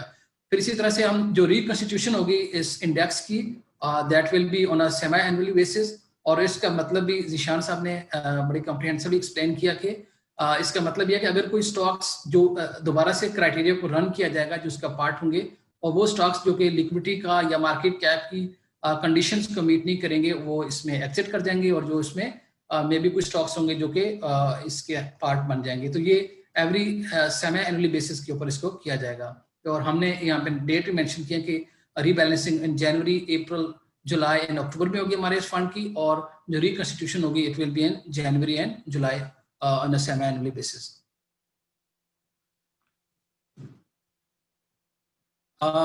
थोड़ा सा डिटेल में अगर हम इंडेक्स को देखें तो हमने 5 फिल्टर्स बेसिकली लगाए हैं इसके अंदर। जब हम इसको सिलेक्ट कर रहे होंगे, अपने रिकंस्टिट्यूट कर रहे होंगे हमारे इस इंडेक्स को, फर्स्ट इज के stock share with the part of KSE 100 index. फिर उसके बेसिस के ऊपर हम टॉप 30 स्टॉक्स को फ्री फ्लोट मार्केट कैपिटलाइजेशन के बेसिस के ऊपर सिलेक्ट करेंगे, एंड देन हम देखेंगे कि इनका जो लिक्विडिटी को इंश्योर करने के लिए कि एवरेज डेली टर्नओवर क्या है इन स्टॉक्स का, और जो एक साल की हम जो लास्ट हम देखेंगे उसमें 100,000 शेयर्स ट्रेड होने चाहिए एवरेज, लेकिन किसी भी दिन किसी स्टॉक का 10,000 से कम शेयर ट्रेड ना हो रहे हो, क्योंकि इसमें एक जो इम्पॉर्टेंट फीचर है जो जरूरी है वो ETF के लिए वो ये है कि इसकी लिक्विडिटी प्रोवाइड होनी चाहिए, क्योंकि ये ट्रेड हो रहे होंगे जो कि एक बास्केट है, उस बास्केट को ट्रेड होना है तो वो जो उसके कॉन्स्टिट्यूएंट्स हैं उनकी ट्रेडेड वॉल्यूम होना चाहिए, ताकि जो भी AP होगा या मार्केट मेकर होगा वो उनको खरीद सके ताकि बास्केट बना सके। तो ये चीज बड़ी इंपॉर्टेंट है कि एक तो उनका जो ट्रेडेड वॉल्यूम जो है उनका अच्छा होना चाहिए, तो इसी को हमने मद्देनजर रखते हुए इन फिल्टर्स को हमने लगाया है। फिर जो भी स्टॉक्स इस क्राइटेरिया को मीट करेंगे, टॉप 15 स्टॉक्स, उसको हम वो हमारे पार्ट बन जाएंगे इंडेक्स का। और इसके अलावा एक और इम्पॉर्टेंट पॉइंट यहाँ पे हाईलाइट करूँ कि जो वेटेज असाइन होंगी जब हम फाइनल स्टॉक्स को सिलेक्ट करेंगे, वो 50% weightage will be given to the free float market capitalization, और remaining 50% weightage will be given to the average daily traded value जो है उसको, ताकि अगेन लिक्विडिटी भी हो और टॉप स्टॉक्स। अच्छा, बेस्ड ऑन दिस जब हमने ये इंडेक्स को क्रिएट किया है तो इस टाइम के ऊपर जो हमारा, चूंकि हमने न्यूली लॉन्च्ड है हमारा फंड, तो इस वक्त जो वेटेज था इसको वो कमर्शियल बैंक्स कंप्राइज करते हैं 30% वेटेज के साथ, and as been look at the sector wise, और oil and gas exploration companies 24%, fertiliser 20%, cement 10%, OMC sector जो है वो 9% वेटेज है हमारे इंडेक्स के अंदर, जबकि power generation and distribution companies जो है वो 7% कंस्टिट्यूट करती है हमारे इंडेक्स के अंदर। सो यू कैन वेल सी के हमारा जो इंडेक्स है जब इसे कंस्टिट्यूट किया है इसके अंदर very well diversified in term of sectoral allocation. Moving on, अगर हम इसके जो कंस्टिट्यूएंट्स हैं 15 एज मेंशन्ड के हमने टॉप 15 कंपनीज को सिलेक्ट किया है बेस्ड ऑन द क्राइटेरिया। वहाँ पे Lucky Cement is a top holding in our index जिसका 10% वेटेज है, फिर एंग्रो है जिसका 9% है। सिमिलरली मैं बहुत ज़्यादा डिटेल में नहीं जाना चाह रहा in the matter of time. So आप देख सकते हैं कि जो मिनिमम स्टॉक है का वेटेज है वो 3%, बैंक अल-फलाह मिजान बैंक 3% है, तो 10% to 3% जो भी जैसे हमारा क्राइटेरिया उसके मुताबिक। और इसी तरह से जो क्रिएशन बास्केट हमने की है उसमें नंबर ऑफ शेयर्स आप देख सकते हैं कि उनका जो वेटेज है वो किस तरह से आ रहा है कि जो 100,000 की बास्केट हुई है और 10,000 यूनिट्स की उसमें हर एक स्टॉक्स को भी वेटेज दिया गया है। इसी तरह से हमने जब इसको रन किया है तो हमारी जो डिविडेंड यील्ड बन रही है हमारे इस इंडेक्स की दैट इज 6.7%, और earnings yield that is the reverse of price to earning ratio, उससे भी आपको नजर आ रहा है कि तकरीबन 15% हमारी अर्निंग्स यील्ड इस पोर्टफोलियो की बन रही है। सो आज अराउंड 7% की डिविडेंड यील्ड हमारी इस बास्केट की है, और अर्निंग्स यील्ड जो है वो 15% है, जो कि अगर हम कंपेयर करते हैं एक्सक्यूज मी, तो इस वक्त 7% ट्रेजरी बिल्स की यील्ड है, और 10 ईयर PIB यील्डिंग 10%। बट अगर आप देखें तो अर्निंग्स यील्ड हमारे इस बास्केट की जो है वो 15% है, और very healthy dividend yield of %। अगर हम मूव ऑन करें और नेक्स्ट में देखें तो कुछ कथा कलामी माफ सजाद सब थोड़ा सा अगर आप इसको रैप अप कर लें ताकि हम अपने पार्टिसिपेंट्स को भी हो जाएगा, तो क्वेश्चन आंसर का मौका दे देंगे। Thank you. I am almost done. जैसे बेसिक इंफॉर्मेशन जो कि वेबसाइट के ऊपर अवेलेबल है, हमारे इंडेक्स की जो सिंबल है NBPPG ETF है, और जो मैनेजमेंट फी है हमारी 0.75% पर एनम है, और एक्सपेंस रेशियो अप टू 2.5%। ये भी again if you want to access through PXS portal, तो जहाँ पर सारी इंफॉर्मेशन अवेलेबल है regarding constituents, regarding methodology for index. So ये सारी इंफॉर्मेशन जो है वो PXS के ऊपर अवेलेबल है। Why invest in NBP growth ETF? एक तो यह कि हमारा बड़ा diversified portfolio, as mention 15 stocks हैं, ब्लू चिप कंपनीज, 6 सेक्टर जो कि एक representing the almost very large segment of the market. और इसमें अगेन द पॉइंट है ऑलरेडी हैज बीन हाईलाइटेड कि इंस्टेड ऑफ किसी एक स्टॉक के ऊपर एक्सपोजर के आपको एक डाइवर्सिफाइड पोर्टफोलियो का एक्सपोजर मिलता है जहां पे रिस्क मिटिगेशन के लिए देन ये फंड जो है वो overseen by the professional management team. हमारा अल्हम्दुलिल्लाह बड़ा अच्छा ट्रैक रिकॉर्ड है परफॉर्मेंस का, everybody knows. Then service quality भी अल्हम्दुलिल्लाह अच्छी है। और एक और चीज जो पहले भी बहुत हाईलाइट हुई है बट इतनी इंपॉर्टेंट है कि इसको हाईलाइट करना चाहिए फिर भी, वो ये है कि इसकी लोअर मैनेजमेंट फी है obviously versus the comparable mutual fund, so that is the benefit. So जो जैसे मेंशन किया, क्वेश्चन अगर आपके होंगे तो I will be happy to answer. Thank you so much. Thank you very much Sijad साहब। आप काइंडली मुझे वापस अगर होस्ट बना दें या तो फिर जिनके क्वेश्चन आंसर हों आप इसमें के क्वेश्चंस मेरे पास थे वो ऑलमोस्ट जितने भी मोस्टली हमारी डिस्कशन हुई उसमें आंसर्ड हैं, तो will straight go to the audience. Sameen से पूछते हैं जो जो सवालात हैं, मेरे ख्याल विल गो दैट उस तरह से अगर हम करें तो बेहतर होगा। सिराज साहब आप अगर मुझे होस्ट बना दें तो फिर जो क्वेश्चन जिनके हैं हम वो क्वेश्चन ले लेते हैं।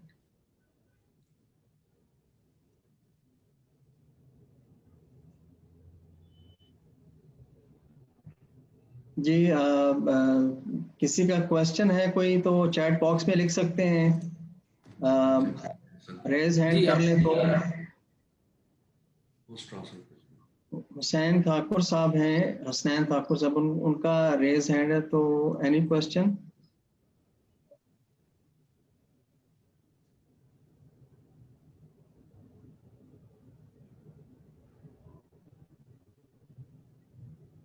जब तक ये कोई क्वेश्चन आता है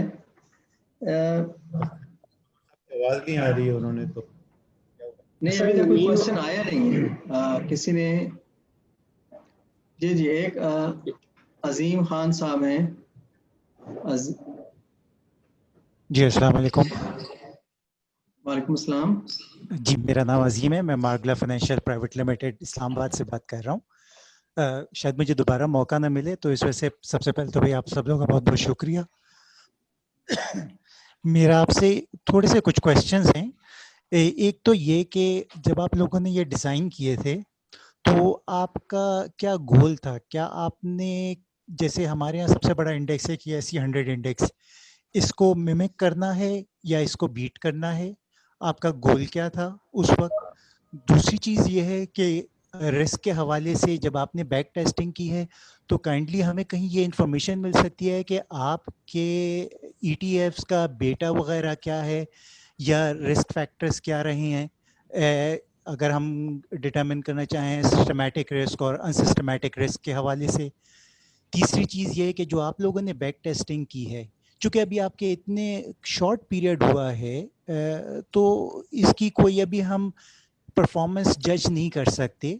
जो आप लोगों ने तो बहुत एक्सटेंसिव बैक टेस्टिंग की होगी, 5 ईयर 10 ईयर 1 ईयर जो भी है, क्या वो डेटा आप कभी हम लोगों के साथ शेयर कर सकते हैं या कहीं पे मौजूद हो सकता है कि अगर कोई प्रोस्पेक्टिव क्लाइंट हो तो बजाय उसके कि उसको पिछले 2 महीने का दिखाया जाए या 3 महीने का दिखाया जाए, कहा जाए कि भाई ये देखें 5 ईयर परफॉर्मेंस इसकी ये थी, 10 ईयर परफॉर्मेंस इसकी ये रही है, इसने मार्केट को बीट किया है नहीं किया है, क्या हो रहा है?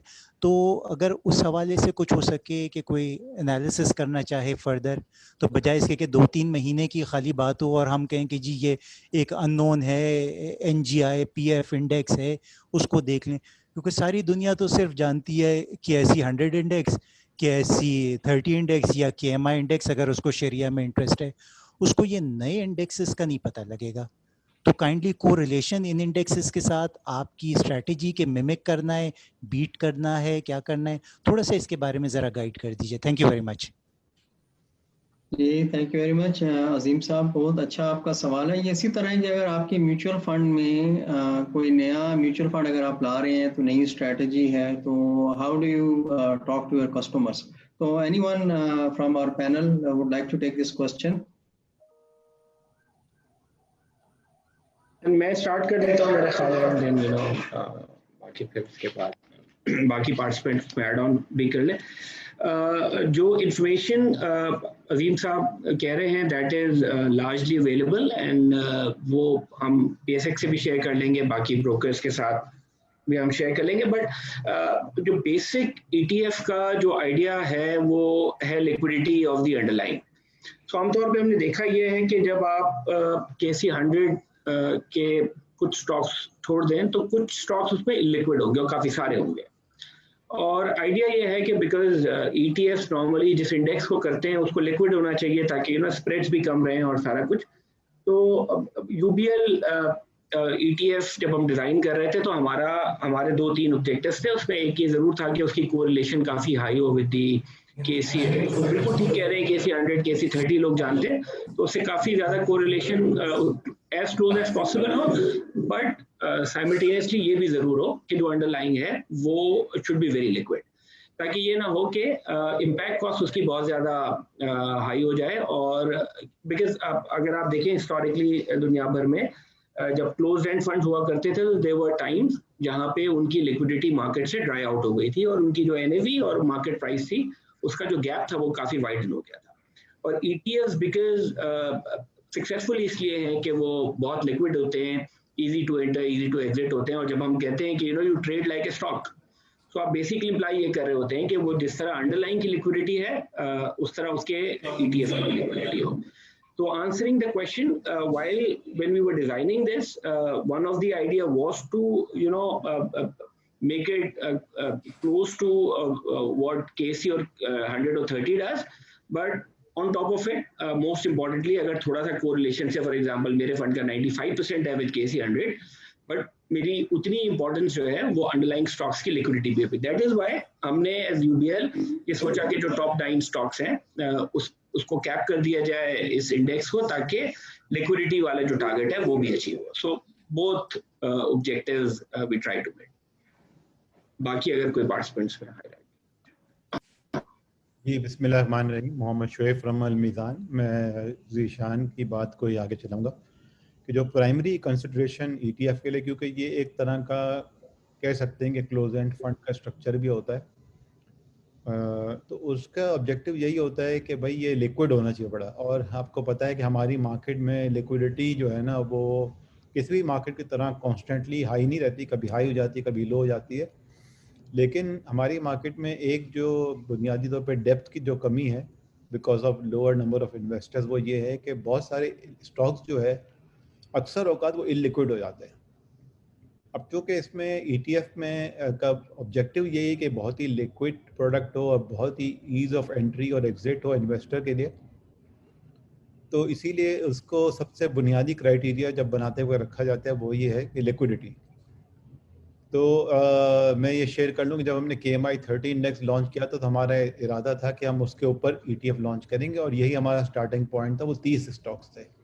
आपने चूँकि वो लिस्ट देखी हुई होगी, आपको खुद भी अंदाज़ा होगा कि उन 30 स्टॉक्स अगर आप देखेंगे तो उसमें अगेन बहुत सारे स्टॉक्स ऐसे इलिक्विड हैं और उसमें अगर ETF के यूनिट क्रिएट करने हो या ख़त्म करने हो तो उसको ख़रीदना या बेचना इतना आसान नहीं है और उसकी वजह से उसके प्राइस इम्पैक्ट जिसको कहते हैं वो बहुत हाई होगा। तो इसीलिए फिर हमने ये नतीजा निकाला कि बजाय 30 स्टॉक्स के 12 स्टॉक जो हैं हाईली लिक्विड हैं उनको सिलेक्ट किया जाए। और इसी बुनियाद पे एक तो सेक्टर डाइवर्सिफिकेशन था, लिक्विडिटी था, मार्केट कैपिटलाइजेशन था और दूसरा जो एक और बात जो मैंने अपनी प्रेजेंटेशन में भी जिक्र किया जिसका कि जो KMI 30 के जो मार्केट कैपिटलाइजेशन है उसके 70% ऑफ द मार्केट कैपिटलाइजेशन को ये 12 स्टॉक जो है मीज़ान इंडेक्स ETF इंडेक्स जो है या मीज़ान ETF प्रोडक्ट जो है वो उसको कैप्चर करता है। जहाँ तक आपने बैक ट्रैकिंग की सवाल पूछा, तो 10 साल की बैक ट्रैकिंग हमने रिटर्न के बेस पे मैंने आपसे प्रेजेंटेशन में शेयर कर ली। इसके अलावा जो रिस्क के पर्सपेक्टिव से अभी मेरे पास इमीडिएटली डेटा अवेलेबल नहीं है, लेकिन अगर आप चाहें तो हमें अलमीज़ान में कांटेक्ट कर सकते हैं और इंशाल्लाह हम आपको उसका बीटा वगैरह भी 10 साल का वो आपको प्रोवाइड कर देंगे। शुक्रिया। चलिए, थैंक यू वेरी मच। मेरे ख्याल है सेटिस्फैक्टोरली ये सवाल आंसर हो गया है। तो हम आगे चलते हैं। अफरोज अली मर्चेंट साहब हैं, इनका कोई क्वेश्चन है। अफरोज साहब प्लीज आप क्वेश्चन कीजिए। हसन साहब सॉरी, मैं एक छोटा सा ऐड कर दूं अगर। जी प्लीज। एक तो ये कि जो ट्रैकिंग एरर और परफॉर्मेंस जब से सिंस इंसेप्शन और वेरियस बेंचमार्क्स के अगेंस्ट जो है वो हमारी एफएमआर मंथली बेसिस पे पब्लिश होती है, तो वहां से आपको डेटा मिल जाएगा। बाकी वही है कि देखें, जैसे मैंने प्रेजेंटेशन में भी शेयर किया कि एक तरफ 12 स्टॉक्स हैं जो कि लिक्विड भी हैं, इजीली एक्सेसिबल भी हैं, वो आपको 2/3 of the performance of the market दे रहे हैं, जो कि बाकी 88 stocks represent the rest of the 1/3. तो ensuring liquidity and providing a decent return is probably more important than beating the benchmark. तो इवन दो कि स्ट्राइव करना है उसको, लेकिन जैसे बाकी पार्टिसिपेंट्स ने भी कहा कि लिक्विडिटी इंश्योर करना is one of the major criteria of any ETF. Thank you.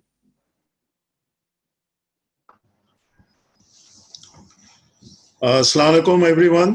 I hope are you able to listen to me? Hello.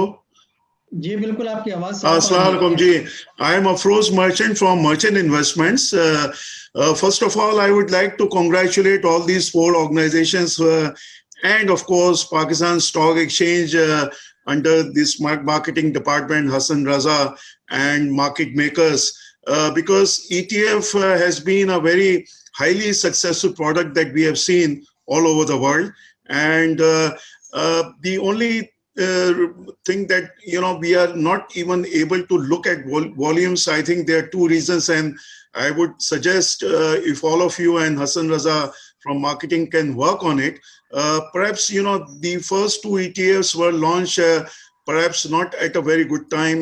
Maybe the market was very low, the sentiments were very low, market was trading around 30,000 index, and then market has recovered. And I was expecting perhaps there would be volumes in these ETFs, but there is one reason, and I'm sure you all are aware, that if you see 10 top volumes every day, because I think these constituents have been very nicely and comprehensively selected by all these leading mutual funds, asset management companies. But unfortunately, in our market, that if you look at top 10 volumes every day, those are not blue chips. And you, in your constituents, comprise blue chips, and being, one of the oldest and most conservative risk-averse brokerage house, we believe in blue chips only. Hassan Raza will have to do a lot of work. Here, I think PSX has to do a lot of work. Asset management companies have done it. How to change the culture of investors in this country, where you find 80% of our volumes are not going into blue chips every day. If you see top 10 volumes every day, top 10 scripts, there is not a single script which would be part of the constituents of all these 4 ETFs. To here, I think there is a need to change the culture of people. I do my best at my level on the media, but still, people are not into investing in blue chips, unfortunately, in this country, where I think stock exchange and CDC and CPL, through different road shows, they could, convince people how to invest in those dividend giving stocks, which is not happening. If you look at just only yesterday's top 10 volumes, leaders, not a single stock I would categorize those in blue chip, and it will not be part of all the 4 ETFs that constituents जो आपने बताए हैं उसका हिस्सा हो. तो ये मेरी आपसे एक रिक्वेस्ट है, but congratulations, it has been a pipeline for a number of years, and congratulations to all of you for introducing 4 ETFs in such a short period of time. Thank you. Thank you very much Afroz साहब, आपने बड़े यानी comprehensively उसको cover किया। यकीनन ये हमारे पास एक चैलेंज है, इन्वेस्टमेंट माइंडसेट का भी है, मार्केट डायनामिक्स भी हैं, और इस पे यकीनन हम लोग काम कर रहे हैं। If anyone wants to add comments to Afroz Ali साहब सजेशंस, प्लीज। यस हसन भाई, मैं इसको रिस्पॉन्ड करना चाहूँगा बीइंग द CIO। देखें, एक चीज़ तो उन्होंने मेंशन की कि वॉल्यूम आजकल बहुत ज़्यादा है second tier and third tier stocks के अंदर, और हार्ड जो वॉल्यूम है ब्लू चिप कंपनीज के अंदर वो कम है, और वही ब्लू चिप कंपनीज जो है हमारे ETF का हिस्सा है, ये इन्होंने क्वेश्चन किया है। तो इसमें देखें, एक चीज़ यह कि मार्केट के डायनेमिक्स होते हैं, मार्केट साइकिल्स होते हैं, जहाँ पे किस तरह के स्टॉक्स परफॉर्म करते हैं, कहाँ पे लिक्विडिटी आती है और इन्वेस्टर्स को अच्छे लगते हैं। क्यों लिक्विडिटी आ रही है? Because investor want to invest. तो मार्केट साइकिल ऐसा था कि जहाँ पे डाउन साइकिल के अंदर, जहाँ पे इकोनॉमिक डाउनटर्न होता है, तो वहाँ पे जो फर्स्ट ईयर होता है वो ग्रोथ स्टॉक्स पहले परफॉर्म करते हैं, value perform doesn't perform well in this market cycle. तो इन्वेस्टर अगर इन्वेस्ट कर रहा है तो ऑब्वियसली वो इन्वेस्ट इसलिए कर रहा है क्योंकि उसको रिटर्न नजर आ रहा है उन स्टॉक्स के अंदर। तो ये मार्केट साइकिल है। तो जो हमने ETF लॉन्च किए हैं वो किसी एक पर्टिकुलर मार्केट साइकिल के लिए नहीं लॉन्च किए हैं, वो ऑब्वियसली ये परफॉर्म करेंगे हर मार्केट साइकिल के अंदर, ये प्रोडक्ट जो है वो चलेंगी।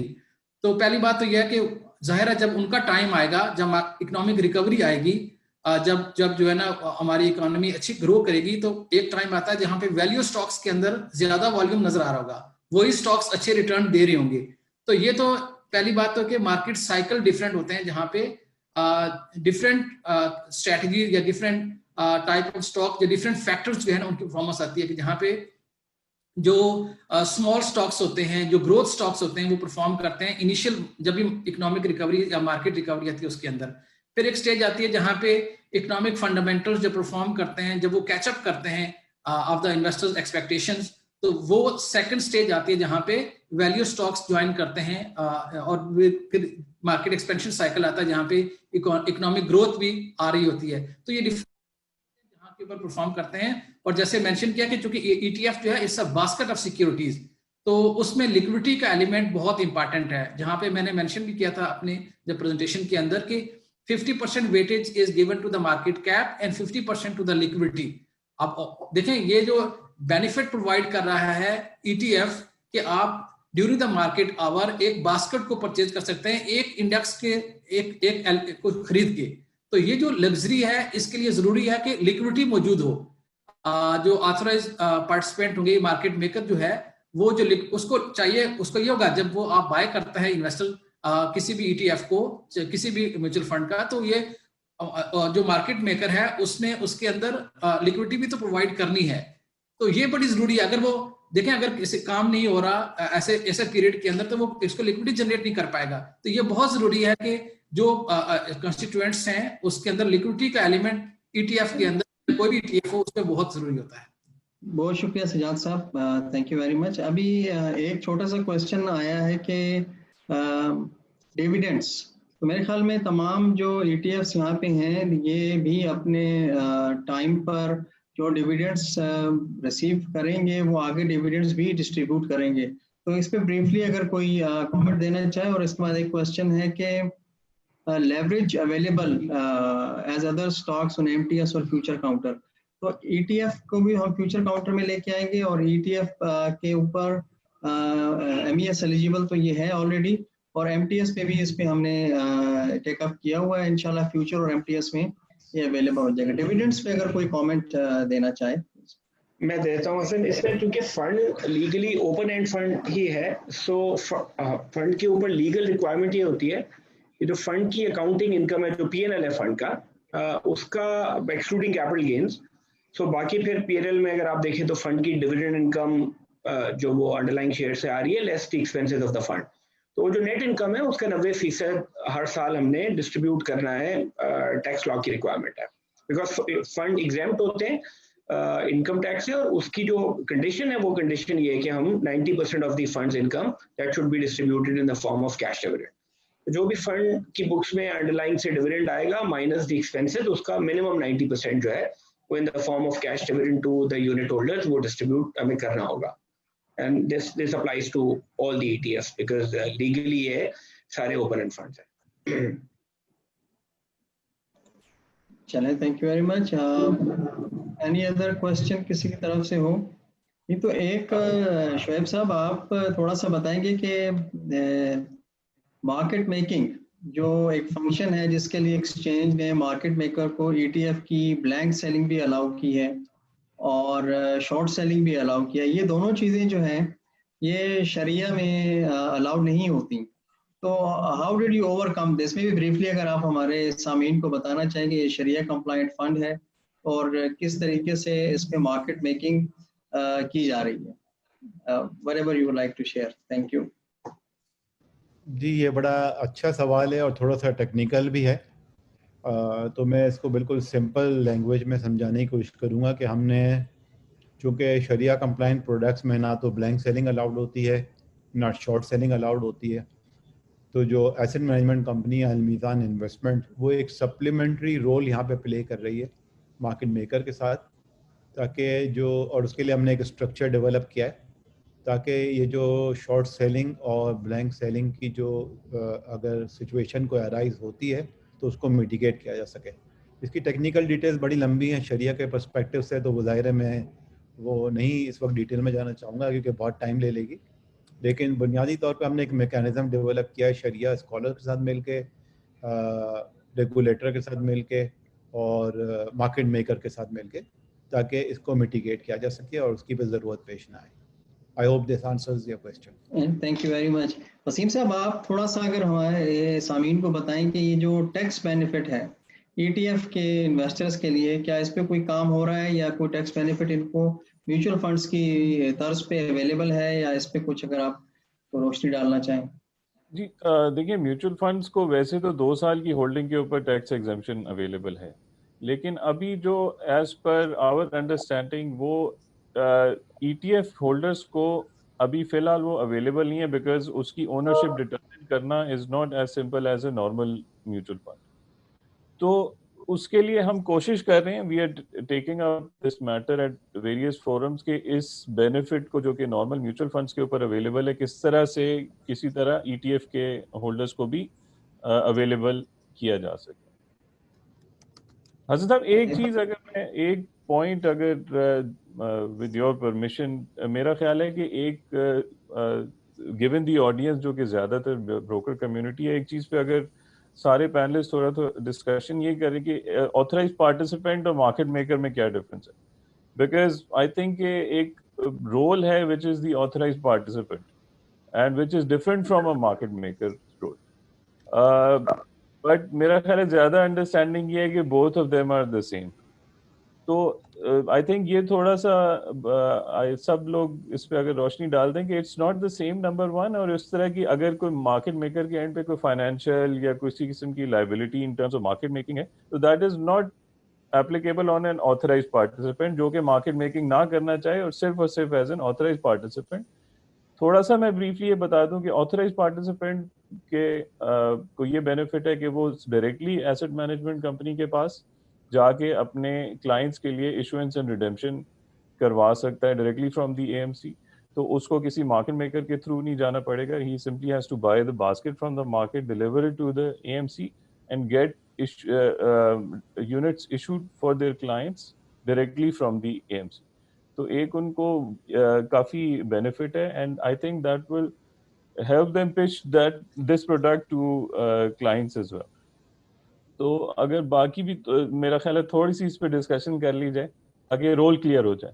Thank you. ठीक है जी, बड़ा अच्छा आपका पॉइंट है, चूंकि ट्रक होल्डर्स हैं मोस्टली, तो जैसे आपने कहा कि मार्केट मेकर की एक ऑब्लिगेशन है कि उसने मार्केट में बाय और सेल की अवेलेबिलिटी मौजूद रखनी है। इस सिलसिले में एक्सचेंज ने जो इंसेंटिव दिए हैं मार्केट मेकर को, सिस्टम डेवलप किया है, वो इस तरह से है कि मार्केट मेकर से जो लागा है, जो जितनी भी मार्केट मेकिंग रिलेटेड बाय और सेल है, उस पर कोई लागा मार्केट मेकर से चार्ज नहीं किया जाता, और जो काउंटर पार्टी लागा है जिससे मार्केट मेकर खरीद रहा है या जिसको बेच रहा है, उससे जो एक्सचेंज लागा अर्न करती है, उसका 50% एज ए मॉनेटरी बेनिफिट वो हम मार्केट मेकर के साथ शेयर करते हैं। इसके अलावा जो फैसिलिटी एक मार्केट मेकर को है कि वो अपने रिस्क को हेज कर सकता है, यानी अगर उसको ETF बेचना है तो वो ETF को बेच सकता है और साथ ही अंडरलाइंग जो कॉन्स्टिट्यूएंट्स हैं उनको खरीद सकता है और T+2 पे ETF बनवा के वो ETF की जो शॉर्ट सेल है उसको पूरा कर सकता है। इसमें अपना रिस्क को हेज कर लेता है, तो जो उसका प्रॉफिट है वो सॉर्ट ऑफ लॉक हो जाता है। 100% नहीं होता, लेकिन थोड़ा सी डिफरेंस से वो प्रॉफिट पूरा उसका लॉक हो जाता है। इसी तरह एक और फैसिलिटी जो मार्केट मेकर को एक्सचेंज ने प्रोवाइड की है कि वो मार्केट मेकर जो AP भी हैं, मोस्टली पाकिस्तान में इसी स्ट्रक्चर को फॉलो किया जाएगा कि मार्केट मेकर ऑथोराइज पार्टिसिपेंट भी हो। तो ऑथोराइज पार्टिसिपेंट की कैपेसिटी में मार्केट मेकर अगर देखता है कि आर्बिट्राज है किसी दो प्राइस और ETF के अंदर, तो वो बाय और सेल, शॉर्ट सेल और ब्लैंक सेल कर सकता है। ये जो शॉर्ट सेल है कॉन्स्टिट्यूएंट्स का, ये ETF को एक प्री एग्जिस्टिंग इंटरेस्ट तस्वुर कर लेता है फ्रॉम एक्सचेंज रेगुलेशन पर्सपेक्टिव, लेकिन ये फैसिलिटी सिर्फ मार्केट मेकर के लिए है। ऑथोराइज पार्टिसिपेंट भी इसको कर सकते हैं, वो चूँकि मार्केट मेकर एक लायबिलिटी उठाता है, एक जिम्मेदारी अदा कर रहा है, तो उसके लिए ये फैसिलिटी को प्रोवाइड किया गया है। ऑथोराइज पार्टिसिपेंट भी कर सकते हैं अगर उनके पास पहले से इन्वेंटरी मौजूद हो। अगर मौजूद ना भी हो तो SLB मार्केट में जाके एक ऑथोराइज पार्टिसिपेंट या NDM के थ्रू वो इस चीज़ को यूज़ कर सकता है और बास्केट भी ले सकता है, बास्केट बेच भी सकता है। तो ये थोड़ा सा मैकेनिज्म ये मौजूद है। जैसे आपने कहा वसीम साहब, बिल्कुल सही है। किसी भी ट्रैक होल्डर को अगर ऑथोराइज पार्टिसिपेंट बनना है तो वो सिंपली AMC से कांटेक्ट करे और AMC से एक एग्रीमेंट करे और वो उसके लिए अपने क्लाइंट्स के लिए बाय और सेल डायरेक्टली क्रिएशन करवा सकता है, रिडेम्पशन करवा सकता है। और अगर इसमें ज़ीशान साहब आप कुछ ऐड करना चाहें या सजाद साहब? मैं इसमें जो ऑथराइज पार्टिसिपेंट है ये एग्रीमेंट बिकॉज बायलैटरल है, जैसे आप कह रहे हैं AMC और AP का, बट ये नॉन ऑब्लिगेटरी है। सो कोई लीगल इसके अलावा कोई ऑब्लिगेशन नहीं है। अगर आपने यूनिट्स आज ले लिए तो कल वापस आना ज़रूरी है या मार्केट मेकिंग करनी ज़रूरी है। सो वो मेरा ख्याल है अभी जो थोड़ा हमारा एक्सपीरियंस रहा है कि जो AP बनने के लिए कुछ लोगों ने अप्लाई भी कर दिया है, कुछ एग्रीमेंट्स हो भी गए हैं। बिकॉज ये कि आपकी क्लाइंट्स को अगर आपने यूनिट से लाना है तो बस it's just your way of dealing with the AMC, because ये इनका ट्रांजैक्शन होनी है। मार्केट मेकिंग में तो फिर आपकी जाहिर है बेनिफिट्स भी हैं बट साथ में रिस्पॉन्सिबिलिटीज भी हैं। सो वो थोड़ा एक बाइफरकेट करना ज़रूरी है। जैसे वसीम कह रहे थे कि ये कंफ्यूजन रहता है कि ये दो एक ही लोग हैं, बट ये जाहिर है ये रिस्पॉन्सिबिलिटीज फर्क हैं। मार्केट मेकिंग एग्रीमेंट तो आई थिंक वो it's only between the market maker and the PSX। असल एक चीज़ मैं अगर कहूँ जो आपने इंट्रो के टाइम पे थोड़ा सा डिस्टॉर्शन था, तो जो वो एक फंडामेंटल आप INAV की बात कर रहे थे जो कि रेफरेंस प्राइस है किसी भी क्लाइंट के लिए ट्रेड करने के लिए। तो अगर आप सुबह 10 बजे जाके अगर ट्रांजैक्शन कर रहे हैं और आपको ETF का यूनिट या बाय सेल करना है, तो उस वक्त ये डिटरमिन करना कि आपको किस प्राइस के ऊपर वो ट्रांजैक्शन करनी है, उसकी जो रेफरेंस प्राइस है वो INAV है। उस वक्त थोड़ी सी आपकी आवाज़ डिस्टॉर्ट हो गई थी, तो आई थॉट कि ये जरा इस पे दोबारा हम बात कर लें कि बिकॉज ये इंडेक्स फंड्स हैं। सो एक यूनिट ऑफ ETF हमें पता होता है कि उसके अंडरलाइन जो है वो कौन कौन से कॉन्स्टिट्यूएंट्स हैं और उनका क्या प्रोपोर्शन है इन द यूनिट। सो हमने फॉर एग्जांपल UBL ने आउटसोर्स कर दिया ये टू PSX के PSX ये कैलकुलेट करता है INAV। तो जैसे ही स्टॉक मार्केट खुलती है और जैसे ही अंडरलाइन प्राइस चेंज होना शुरू होती है कॉन्स्टिट्यूएंट्स की, वैसे वैसे INAV जो है वो मूव होना शुरू होती है। सो अगर आप किसी वक्त ये बाई सेल का डिसीजन कर रहे हैं ETF यूनिट का फ्रॉम द सेकेंडरी मार्केट, तो आपके सामने एक रेफरेंस प्राइस उस पॉइंट इन टाइम की होगी, इंडिकेटिव INAV जो होगी, जिसको देख के आप ये फैसला कर सकते हैं कि आपको किस प्राइस के ऊपर जो है वो ट्रांजैक्शन करनी है ETF की, जो कि नॉर्मल म्यूचुअल फंड से थोड़ी मुख्तलिफ है।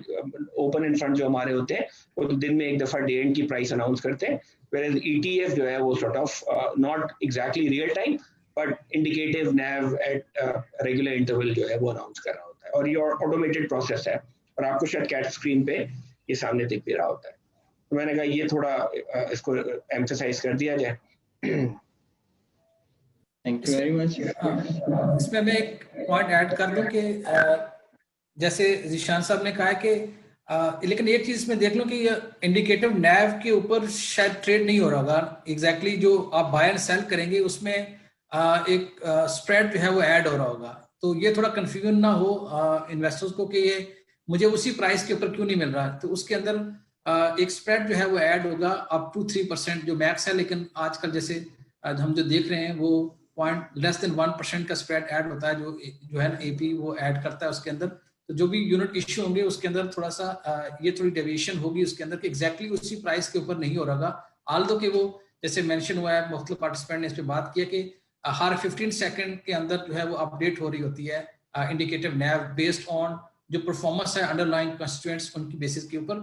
लेकिन जो एक्चुअली जो यूनिट इश्यू हो रहे होंगे वो उससे थोड़ी सी डिफरेंस प्राइस होगी जिसके अंदर जो स्प्रेड होगा बिड एंड आस्क स्प्रेड उसके अंदर ऐड हो रहा होगा। और that is where the market maker उसको जो है वो रिटर्न मिल रहा होता है कि उसको बिड और आस्क का स्प्रेड वो इसके ऐड करके। तो ये थोड़ा सा पॉइंट में ऐड करना चाहता हूँ।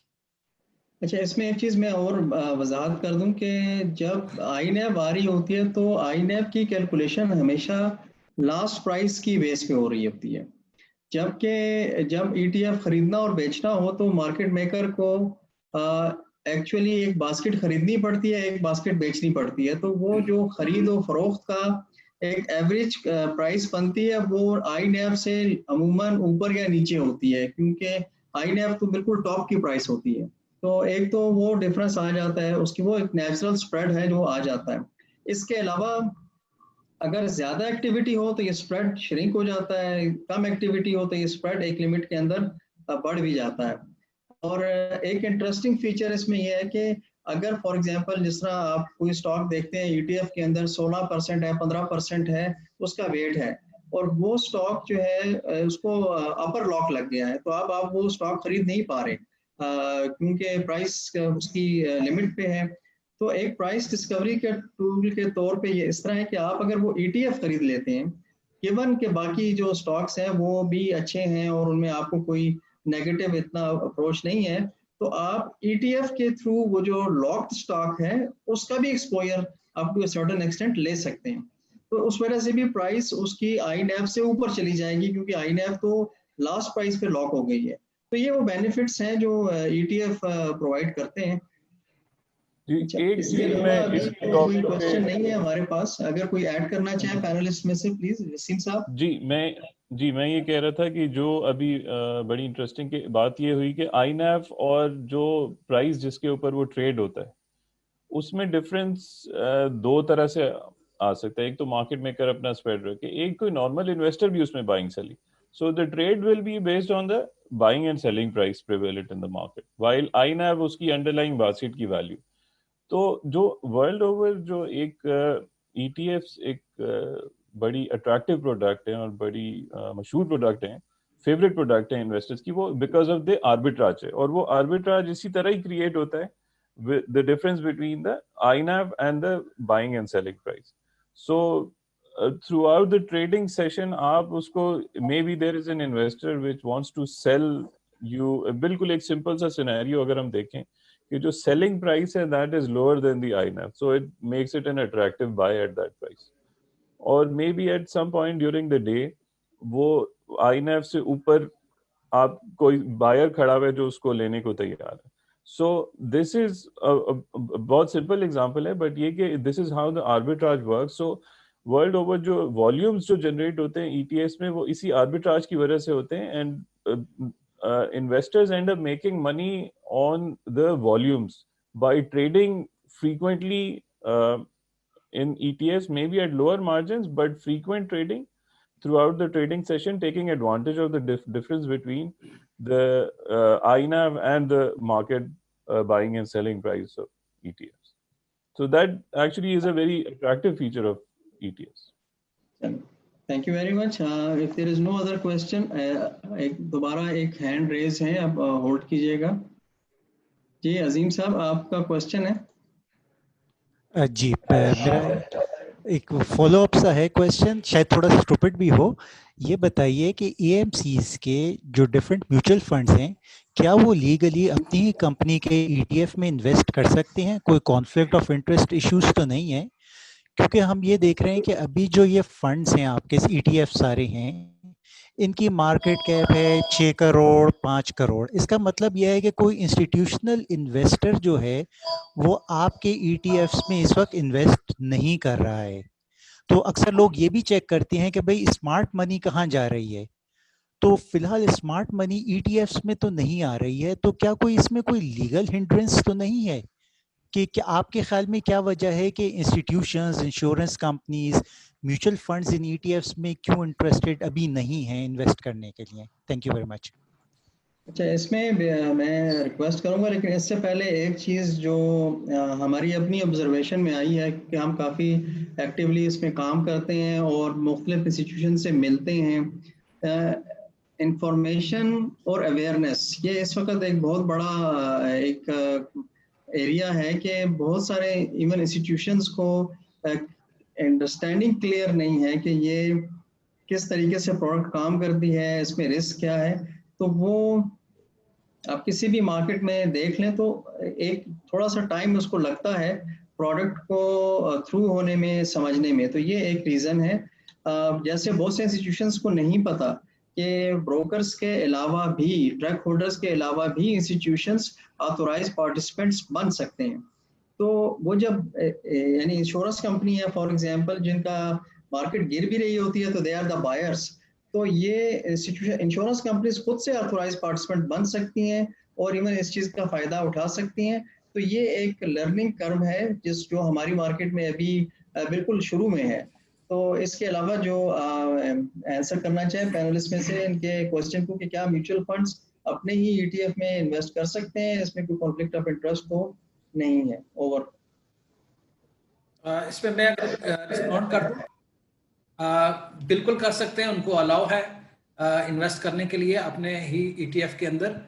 और इन्होंने एक क्वेश्चन जो किया है कि अभी तक क्यों लोग इन्वेस्ट नहीं करते हैं और यानी इंश्योरेंस कंपनी ने नहीं किया, ये बाकी इनकी बात करें तो एक चीज देखें, जो हमने बात किया कि ये ETF के बारे में हसन साहब ने कहा है, पहली बात कि इतनी अवेयरनेस नहीं है, अभी न्यूली लॉन्च प्रोडक्ट है हमारे मुल्क के अंदर, तो वो एक अवेयरनेस का इश्यू तो अपनी जगह पे है। और दूसरी चीज जो है वो ये है कि ये पैसिवली मैनेज्ड है। अगर जैसे हमारे थाउजेंड्स ऑफ इन्वेस्टर्स हैं जो कि हमारे म्यूचुअल फंड्स के अंदर इन्वेस्ट करते हैं और उस तरह से अभी वो जाहिर है उस तरह का रिस्पॉन्स हमें देखने में नहीं आया।